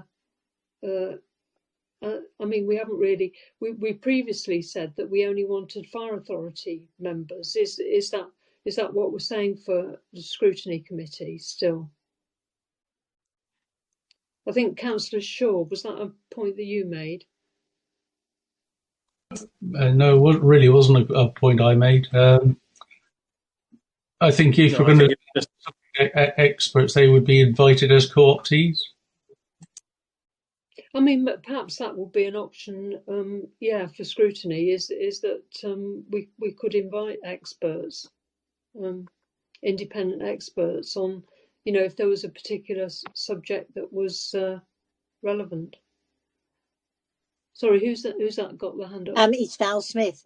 I think the option to invite in experts as and when necessary, because you could have a permanent co-optee who knew nothing about the subject that was on. So the freedom and the flexibility to bring in the expert knowledge that you want when you want it and say thank you very much. And you could also use that freedom to bring in a diversity of characteristics. If you want to bring in a youngster or somebody with an ailment, you have a flexibility there, which I always like flexibility. I mean, I think with regard to the Fire Authority, the Fire Authority could be the voting members of the committee, and the co-optees could provide expertise but be non-voting. I think that will be one way of maintaining the permanence of the committee. So I think we've probably thrashed this out. Chairman, are you saying the co-optees are permanent co-optees? No, I'm saying that invited they're as flexible. and when. That's Yeah. I think as and when, if necessary, on a particular topic. Yeah, that's fine. Thank you very much. Yeah, and non-voting members. So we've got quite a convoluted thing there. So I think we've got to be careful on how we're going to vote on this. Could you go through that again, the conclusions on that, please, Gerald? Yeah, so the first option is to the way it's set out, to reject the Combined Resources Committee option previously proposed, for FA&PM Committee to remain the same, HR and Equalities Committee proposal of 10 or remain the same, to be decided on by the HR and Equalities Committee. No chairs or deputies will be able to attend Scrutiny Committee. No FA&PM members on Scrutiny Committee, HR equality members, with the exception of chairs, deputies allowed, and the option to have co-opted subject matter experts invited as and when to particularly target diversity of the group. Of the scrutiny group, yeah. Yes. Yeah. And I suppose on HR and equalities, if they're going to change the membership, it would be helpful if they could sort of work out a political balance as well. Yeah, obviously there's 9 members of the HR and equalities on this committee as present. So the proposal will go to FA&PM first, I think, just in time, the sequence of meetings, and then to HR and equalities, and then back to this committee before going to the full authority. Mm. So if we go through that, if everybody's happy with that, can we go to a vote then, please? Sarah?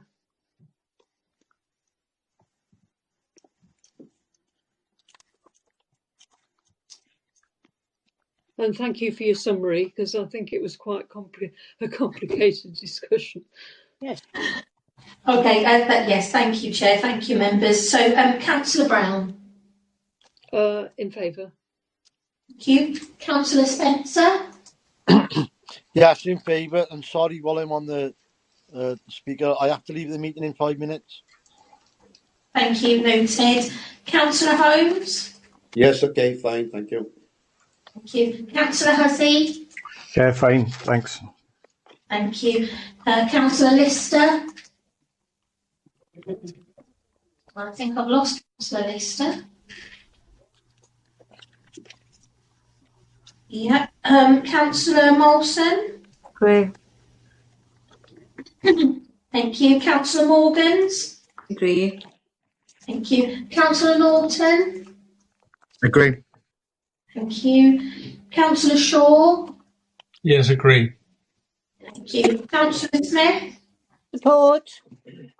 Thank you. And Councillor Thomas. Agree. Thank you. Councillor Williams has already left the meeting. So that was agreed, Chair. Yeah, okay, thank you. So if we go on to the next report, which is on page 29, which is the appointment of member champions. Yeah, thank you, Chair. I'll keep this one brief in the interest of time. Obviously, in previous years, as good practice, we've had member champions to the sort of 4 main asset groups.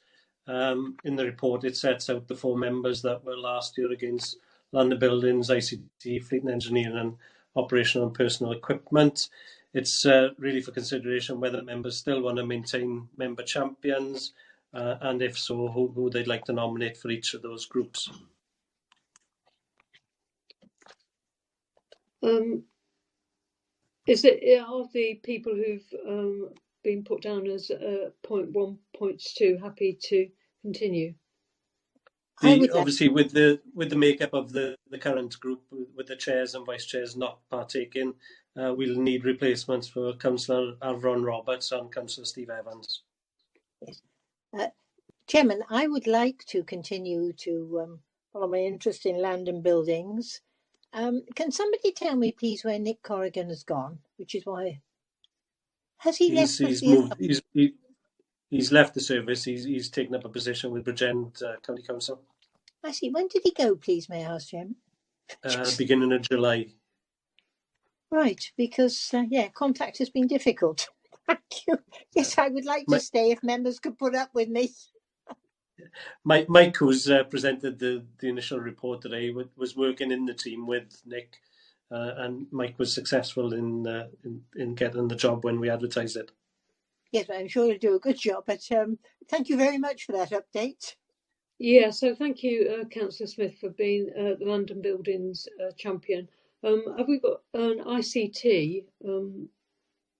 Did you say that Councillor Roberts? Yeah, Councillor Roberts is no longer on this committee now. No, right, okay. So is there anybody else who'd like to put forward for this? Excuse me, Chair, sorry to interrupt, but should this go to the full meeting where all members are available? Yeah, This has always been deemed the role of the Scrutiny Committee in previous years. Okay, thank you. All right. Have we got any anybody who's like to put forward for ICT? What about Susan Morgan's? Sorry, you're on mute, Councillor Morgans. Can I decline at this moment? Sorry, Glenn, for reasons. You set me up. I thought I'd do the same I thing. have got reasons. Sorry, Glenn. I will give you my reasons. Yeah. So shall we move on to Fleet and Engineering? Is there anybody putting forward for that? Councillor Steve Evans was. I don't mind trying this. Councillor Spencer, I don't mind trying this, Chair. Oh, thank you. We'll give it a go for 6 months. If I don't get on with it, then we'll have a look at it again.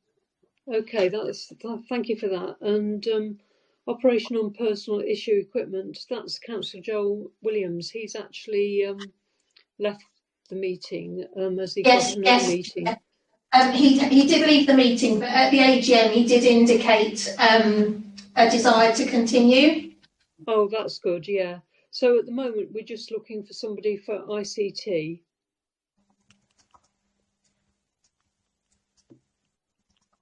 I mean, presumably if we haven't got anybody from this meeting, could it be proposed at another meeting, or is that possible? Yeah, it could.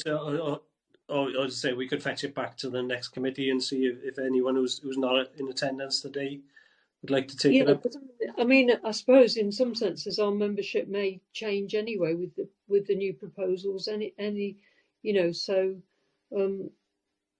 shall we just leave that one on hold for the moment then? Yeah, that's fine. Yeah. Okay. So I don't know whether or not I'll have to go to a vote on this, do I, Sarah? Well, as we're bringing it back to a future meeting, I think we can just say that we'll do it that way. That Councillor Spencer is volunteering for the first 6 months to see how he gets on, and then we could confirm at the next meeting. So we could actually defer that if members would prefer. Yes, that's fine. Thank you. Yeah. Unless anybody's saying otherwise, I'll take that as agreement. If we go on to the next report, which I think is there's reports 8 and 9, which one's the medium-term financial strategy and one's the revenue and capital budget. Are these being presented by you, Chris? Yes. Yeah. Thank you, Chair. First of all, if we have the medium, I think it's going to be presented verbally on the day. So, medium-term financial strategy. Thank you. You very astutely spotted that the two were linked, and I'm actually going to do them both together, if that's okay, Chair. And I'll run through the one and then the other. They're obviously closely linked. I'm going to share my screen, hopefully, if members can see that. Yes, fine. I can see, unless anybody else can. Just kind of really, some of this is reiteration. Obviously, the FA&PM received a report last month in respect of the FA&PM, and then we brought a slightly updated version of that to the Fire Authority. This is based on the same information, so members will be well aware of some of the numbers in here that I'm talking about. There are things that are still changing, and I'll pick up some of those matters as I go through the presentation. What I'm going to do first is just concentrate on the medium-term financial plan. So essentially, if you could just park next year for a moment in terms of budget, just to look at some of the assumptions we've made in terms of the medium-term financial plan going forward from the following year through to year 26-27. So you'll recall from the Fire Authority meeting, probably if members were there, that we were saying there was about a 2% average increase in budget over that period. What I'm going to do is just run through some of the sort of major chunks of the budget and just discuss some of the assumptions underpinning those figures, so members are kind of familiar with some of the work that's going on behind the scenes. I think I mentioned at the Fire Authority meeting, we've made an assumption around 1.5% pay awards for the next coming few years. It's in accordance with the average sort of pay award that we've seen within the Fire Authority over the last 10 years or so. So it's broadly on message in respect of that. We have included a 5% uplift in the firefighters' pension scheme costs from 23-24. The main reason for that, of course, is the ongoing legal cases and disputes around the tapering arrangements with regards to the fire service pension schemes. We've been challenged legally on it, as have all fire authorities across the UK. We are seeing an emergence of the resolution of those cases now. We're starting to look internally at what we need to do, what our pension scheme providers need to do. And we've seen the draft statutory regulations coming out around what the scheme looks like to resolve those issues. What we haven't had a clear indication of yet is any significant impact on cost. But what we have had in the past couple of years is actuarial assessments of the cost of that scheme, and it indicates that there could be a 5% increase in liability. So what we've done is we've built in that 5%, not from next year, but from the year after, when we think these things will become clearer. There is, on an ongoing basis, a 4% per annum uplift for ill health pensions. So these are people who leave the service through ill health. There's been a general sort of upward drift in respect of these cases. Not absolutely clear why, although obviously people are working longer. They're not retiring as early as they used to. And we're also seeing an aspect of the impact of mental health problems coming in on top of perhaps the traditional physical health problems. So we are seeing a general drift upwards in respect of those sorts of cost. To counter that, we are seeing some sort of dividends from the COVID situation. One of the assumptions we're making on a long-term basis is it will continue to reduce our travel and subsistence type budgets from 23-4 onwards, targeted around 5% per annum. People are obviously attending less meetings. We're trying to get less face-to-face contact. And it also ticks a box to do with the whole issue around carbon reduction and limiting our travel within the service to minimise the cost of that and reduce carbon emissions across the service. In terms of the premises, we touched on some of this within the items that were discussed earlier. In terms of the ongoing repairs and maintenance, we've provided for an additional 5% per annum for repairs and maintenance over the remaining period of the plan. Largely that's because you see sort of contractual prices going up within these sorts of budgets anyway. But we are conscious of the fact we need to start addressing some of the issues we've got around stations to make sure they are kept to the standard we require them. And similarly, there's a 5% increase built in the cleaning budget. That's because it's a contracted service, so we don't provide that in-house. We have seen some increased costs around the COVID situation, obviously, so we're building those type of costs into the plan. There's a big one around business rates, non-domestic rates. We generally increase by about 5% per annum. However, there is a valuation due. It was actually postponed across England and Wales last year, the impact of that. But we are anticipating a significant increase in rates from 23-4 onwards. We obviously need to see the figures on that. We need to see the valuations and what impact they have on the bill for rates. But for prudence sake, we've included quite a big assumption there around increases going forward. The interesting one really comes around things like utilities. Now, again, for the reasons we've outlined around carbon reduction in the strategy, we're looking at trying to reduce the cost of utilities by about 5% a year from next year. There are a couple of tensions here. The first is the requirement to invest in our green technology. So we talked about the solar panels earlier, looking at schemes on headquarters and stations, and also some of the work we're doing to actually try and reduce heating consumption, air conditioning consumption, etc. in those buildings. But of course, the one thing that has changed over the last few weeks is the massive increases in gas costs, for instance, that are coming through. And what is not absolutely clear yet is what that is likely to do to the future cost of utility bills within the service, albeit that we're already starting to see estimates that electricity bills are going to start to go up next year quite substantially. So we've provided a 5% reduction as a target for sort of the carbon reduction strategy. But what we don't know is whether that's going to be deliverable around the cost increases. we will have to keep monitoring that, I think, on a regular basis. And one of the things I specifically mentioned in the Fire Authority presentation as well was the fact that we have an assumption around an uplift in the telecoms budget, particularly around the Emergency Services Network, ESN. So we believe that the cost of that scheme is going to be substantially higher. So this is the radio communications network, which actually allows us to communicate with our appliances on the ground, to dispatch them to the right places. There's a national scheme underway to reduce that, to replace that technology and communications network. We anticipate the cost of that is going to go up, and we are again being prudent with a 2% per annum, 20% per annum increase for the 2 years, 24, 25, 25, 26. In terms of supplies and services, again, for carbon reduction initiatives, we're assuming a reduction in print and stationery. One of the conversations I was having with the deputy chair of the Fire Authority the other day was the fact that he was saying he didn't really want to be continued to be send some of the hard copies of agendas and things like that. So it's those sort of things that we need to target to actually reduce the cost in that area and provide other associated benefits as well, of course. We have a 2.5% per annum uplift in insurance, and again, insurance market tends to constantly drift upwards, so it's a bit of an unavoidable cost, and we do tender those services regularly.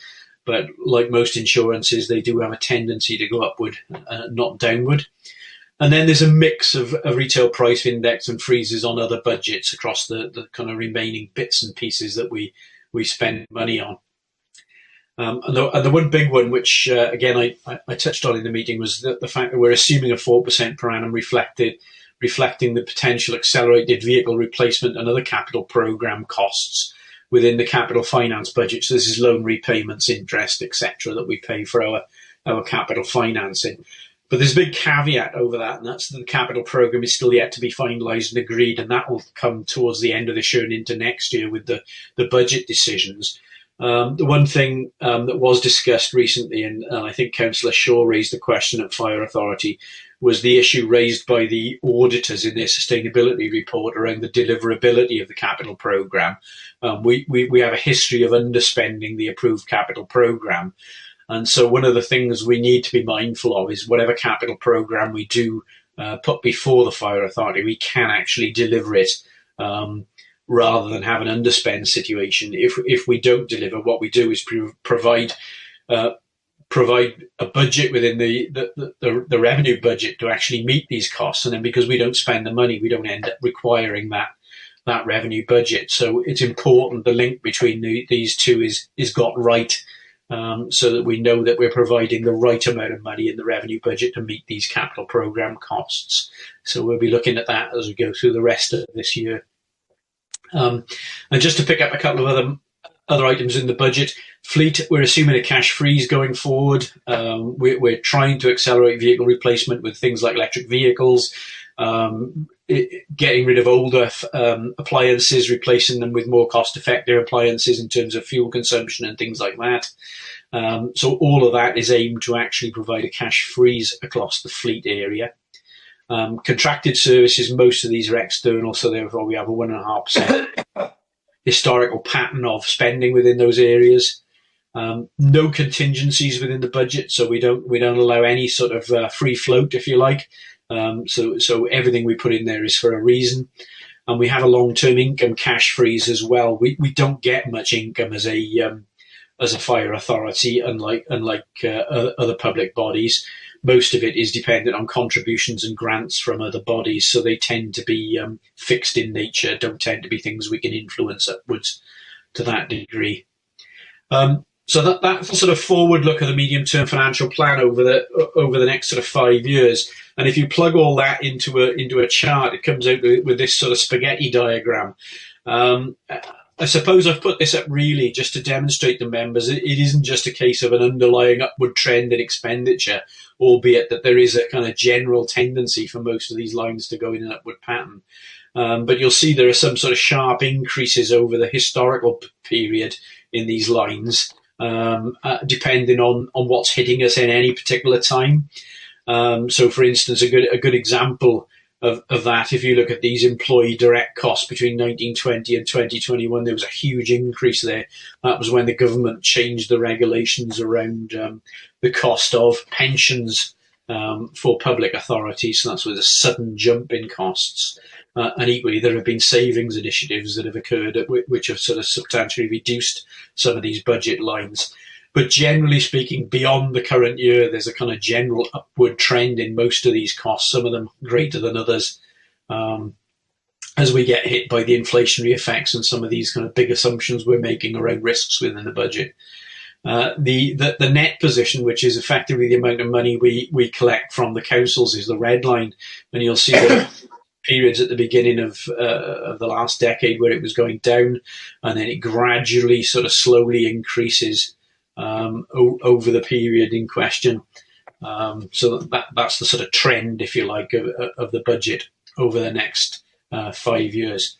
So that's the sort of forward-looking stuff. What I'm going to do now is just run through the same things really for next financial year in terms of the 22-3 year, because there are some more specifics within that to look at. You'll see that the overall uplift figure was 2.84%, which was the headline I gave to the Fire Authority.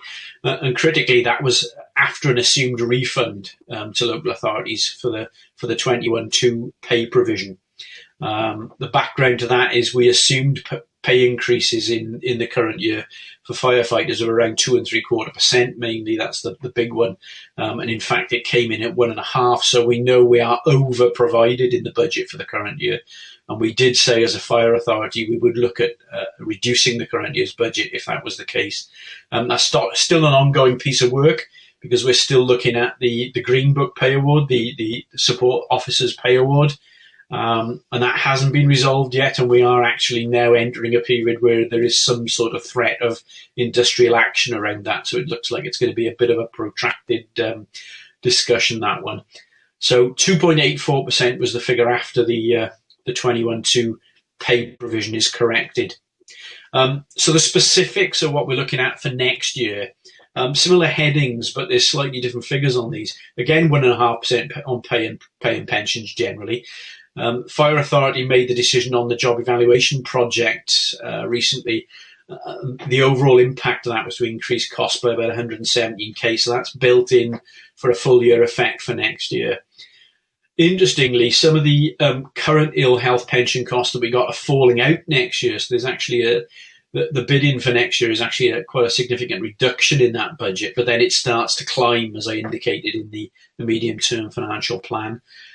We are actually rebasing the traveller subsistence budget for next year, reflecting COVID. So we're actually taking a 10% reduction in that next year. So that's good news to offset some of the cost increases.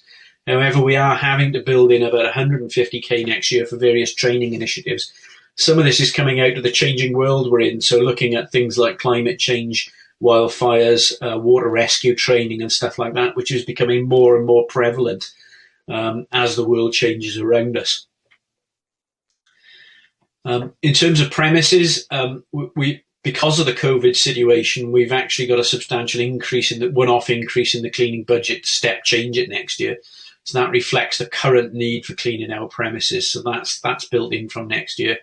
And as I've already mentioned, because of some of the initiatives and cost increases that were going on, we've currently got an increase of about 50k in the energy bill.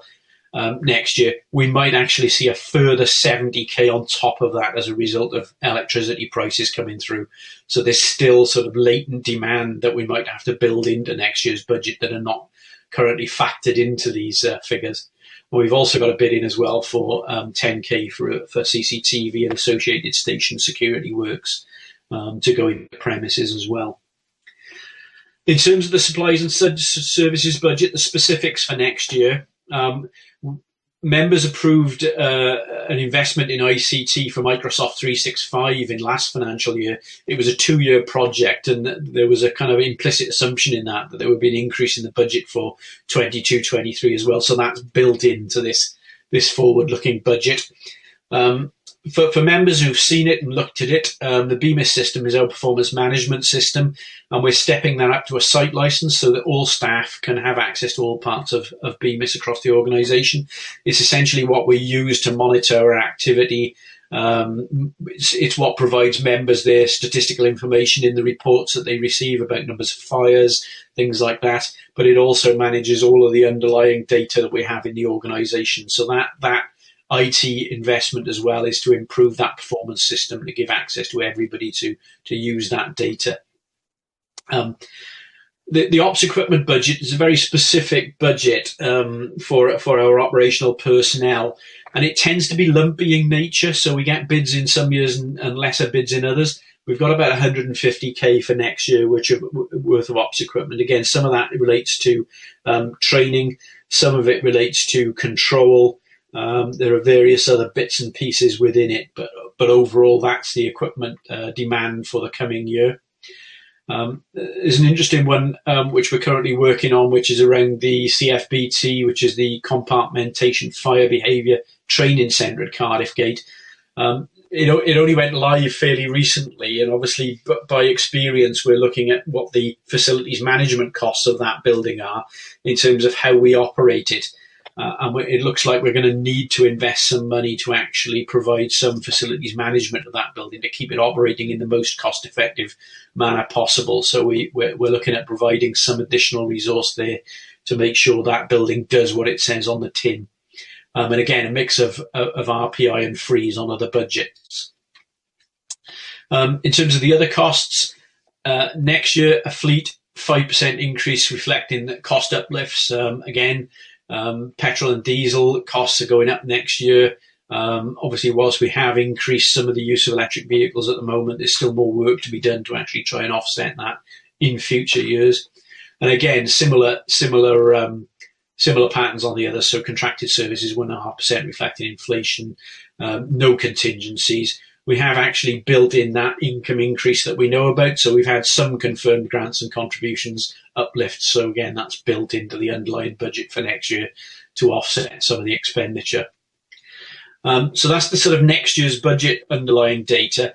And I just wanted to leave you as the last slide some other thoughts and considerations around this, because there are some things that are sort of we know about in the background, but we haven't really been able to build in any specifics around it yet.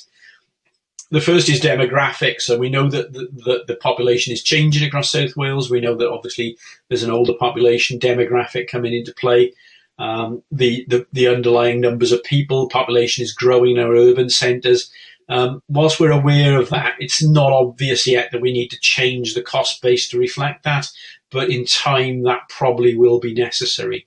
I've mentioned already climate change and carbon reduction. We've built in some assumptions around reducing costs for carbon reduction, and what we don't know, of course, is how quickly climate change will impact the service and what we will need to do to reflect that and change our operational practices. So it's kind of on the agenda, but we're not sure yet. Fire cover was mentioned earlier when we were discussing New Inn. The fire cover review, which we completed last time, is still sort of has a shelf life, and there's not an intention to undertake another major fire cover review for a number of years yet. But it will be something that we continue to monitor through the next 5 years of this medium-term financial plan. And like New Inn, there may be specific opportunities that come up to address, but they're not specifically in the programme at the moment. In terms of staffing, one of the big ones is there's an ongoing discussion about the role of firefighter. One of the things we're looking at is whether they can provide medical assistance, of course, things like that. And that's an ongoing discussion with the Welsh Government around the role of firefighters, and, of course, the unions and rep bodies and firefighters themselves. The one thing we're assuming is if there is any major change in the role of firefighters, there would also be, of course, a major shift in resources as well to meet that changed role. But until that happens, it's difficult to know what the implications of that are. And there's also an ongoing project with South Wales Police around our joint control systems. Members will recall we got a joint control with Mid and West and South Wales, which is located in the South Wales Police's headquarters in Bridgend. And there is a procurement project to look at possibly changes to those systems. So again, that's something that is on the horizon, but as of yet, we don't have specifics around the implications of. So there's just a few other considerations there that members should be aware of when considering the issues around the medium-term financial plan. And at that point, Chair, I'm going to stop sharing the presentation and come back to the room, and I'm sure members have got loads of questions, which I might or might not be able to answer. Things like IR gas go up. Yeah, thank you for that presentation. Could I just ask a very quick question before I open it up for questions? I think Councillor Norton will be next. But, taking account of what you've said about the revenue and the capital side, are we within the budget proposals that we've got already in view of these increasing costs? Can we manage them within the existing budget? And is there possibility of, in some circumstances, capital is then capitalised into revenue? So just wondered about that. Just a very simple explanation to let us know where roughly we are with the budget. Okay, Chair. The principle is, as a general, we do capitalise everything we can capitalise. So all major asset purchases are capitalised. So occasionally we do smaller items of operational equipment, but they tend to be things that only have a short shelf life and not high capital value. So the simple answer to that is we capitalise everything we can within reason. In terms of the revenue budget figures that I've just showed you for next year, I've already made an assumption, as a bit of a sort of an executive decision, that the level of the approved capital programme for the current year and all the potential carryover from the previous year, we probably will not hit that. And therefore, the figures that I've included within the medium-term financial plan already assume that a smaller capital programme delivery than is currently on the table. So in that sense, it's a reasoned budget, if you like. But we will obviously be bringing the detail of that capital programme forward in due course to confirm that to you. So the answer is we've built some reduction in, if you like, assuming that there will be a reduction. Yeah. Yeah, because I think there's often slippage in capital projects anyway. Yeah, Isn't there? absolutely. So that Absolutely, allows for some flexibility. Councillor Norton.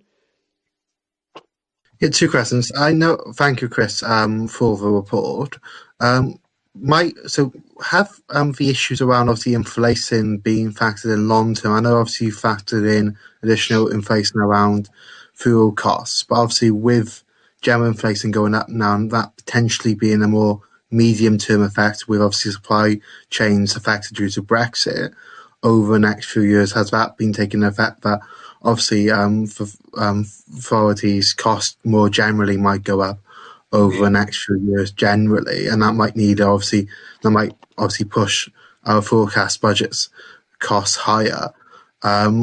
My other issue is is there any work being done to look at accelerating investment in moving the fleet, so the car fleet particularly, to electronic earlier, and put more emphasis on obviously making our buildings more carbon neutral as quickly as possible, to obviously reduce costs around obviously gas and petrol if they're going to stay a bit more unstable. So has any work been done to potentially accelerate those capital spending plans? Okay, I'll deal with the first one of those questions, and I'm sure Geraint will want to say something around kind of carbon reduction and property and so on. In terms of the inflation assumptions, I mean, those headlines that I've outlined on the presentation there are the ones we're using currently. The one that we know about is energy. We've had some indication from our suppliers of the likely impact on next year, which is where we come up with that £70,000 a year figure additional for particularly on electricity, interestingly, rather than gas. The simple answer is beyond that, it's very difficult to tell. You know, we've seen some intervention from Russia in terms of trying to accelerate gas production and flow in order to try and bring that cost back under control. But it's really difficult, as you will appreciate, I'm sure, to second guess what the energy markets are going to do beyond the next 12 months. And in some cases, people have even failed to do it within the 12 months, which is why you've seen so many small energy suppliers go out of business over the last couple of weeks and months. So at this moment in time, we've not made any massive step change in those assumptions, but I acknowledge fully that we will need to keep monitoring them because they may start to creep up over the next few years. In terms of things like the Brexit impact and the supply chain impact, again, where we have where we have existing contracts in place, we've assumed a fairly basic inflation assumption. The rest of the budgets we try and work on a demand basis. So where we get higher inflation coming in, we try to find other ways of reducing demand on the contracts to actually kind of maintain them on a cash basis. And that's something we will continue to do and have been fairly successful in doing over the past few years. So if we see cost increases, we try and do a little less of it in order to try and offset that. So that's the sort of the tactic. Appreciating there are some areas obviously where you can't do that, and that's where we tend to allow for inflation within the budget models. If I hand over to Garrett on the Yeah, cheers, Chris. Electric vehicles, probably if you start off with appliances, obviously there is only one supplier at the moment that's developed the technology on fire engines. The larger vehicles is probably not a route that we're looking to go down yet. What we have done is accelerate the replacement program on the replacement for sort of fire appliances, so that we're not keeping them as long. So that the technology that we buy is, albeit the diesel vehicles, is the cleaner, Euro 6 capacity on the sort of the more environmentally friendly impacts built into those diesel technologies. What we are looking at is the remainder of the light fleet. So where possible, we've currently replaced 20 pool vehicles with electric vehicles, because we've got the charging infrastructure now at our headquarters site for up to 20 vehicles, and we're currently installing a further 6 charging infrastructure on our stations, on 6 stations, so to give the capacity, and they spread across geographically across the service to get wider coverage. So we've got the option to charge on our sites. But what we're looking at in discussions with the fleet department is for all of our light vehicles in future is to consider replacing them with electric, and then sort of looking, but what's the best option at the moment? Is it to purchase outright, or is it to go down the lease model to lease those vehicles? Because there's still some uncertainty about the sort of the estimated life of these vehicles, the residual value of the vehicles when they do come to the end of their life. So it's sort of still in its infancy of moving towards that, but it's certainly the desire that we start shifting down the electric vehicle route.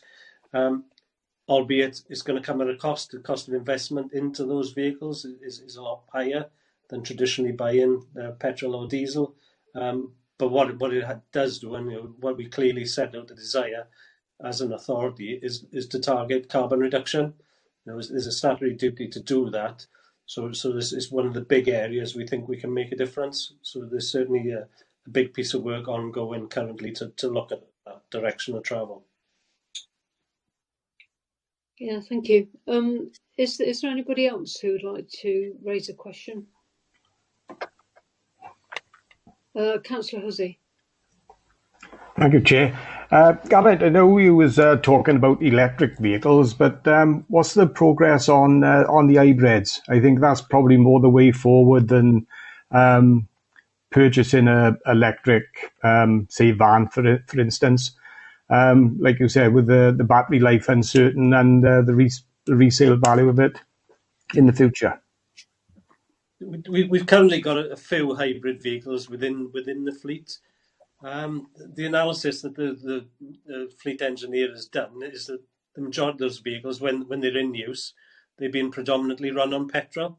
I think because of the types of journeys that they do, and just depending on the officers they're using them, whether they've got the charging facility at their home address, there's sort of various variables within that. So I think the preferred option is that we go down the electric route, because you'll see that bigger benefit on the carbon reduction. Okay, thank you. Thank you. Have any other members got any questions they'd like to raise? I can't see any hands. So I think we, as it's a presentation, I don't think we vote on this. I think it's just noting the report. Is that right, Sarah? Yes, that's correct, Chair. So if we can just have those 2 combined reports moved and seconded by members, then we will do due diligence. You want to vote on it then? Yeah. No, I just need someone to move and someone else to second the report. Councillor Holmes is moving. Do we have a seconder? Happy to second, Councillor Shaw. Councillor Shaw's second. So if you want to take a go through the members, please. Thank you. Oh, we don't need to vote now, Chair. No, you don't. Oh, as long as we move and second, that's acceptable for reports for information. Okay, thank you. I think the next item is the forward work programme. It's item 10 on page 71. Yeah, thanks, Chair. I'll take this one just to cover off. Obviously, the forward work programme is all the agenda items that are set up for today and the plan for the remainder of the municipal year. The only exception that I propose to make to this is obviously following on from the earlier report around the proposals for the Scrutiny Committee, is that I'll draft the report now and take that to the HR Equalities Committee on the 1st of November and then through to the FA&PM Committee on the 13th of December with the view to bring that back to this committee on the 7th of February then, prior to it then going to the final authority for final discussion and hopefully approval.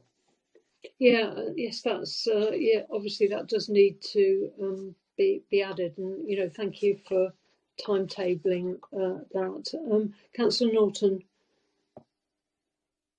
Thank you, Chair, and thank you for everyone for the work they've done. My only concern is for the last meeting scheduled on the 25th of April, which is only a week and a bit before the elections are into Purda, and my only concern is members, particularly members who might be restanding for election, might not be able to attend that meeting, seeing there's only obviously a week and a half before the election. I think it'd be maybe look to move it into March, or if we can't do that, to at least the beginning of April, because I think it's personally a little bit too close to the election.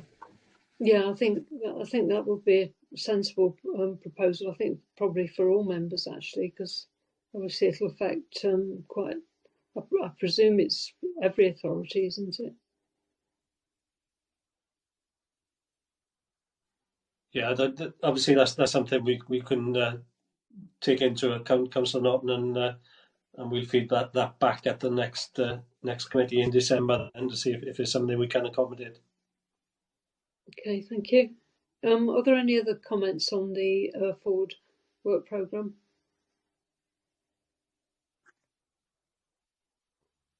No, I think then I think we accept that with those amendments. I don't suppose we have to have a vote on that, do we, Sarah? Vote, Chair. No, was that a no? Sorry. Correct. No, we don't need to vote on that one. Yeah. Okay. So the next item is to consider any items of business that the chairperson deems urgent. I'm not aware of any. I've been notified of any. So I think unless there's anything that's that you know of that's relevant. Sorry.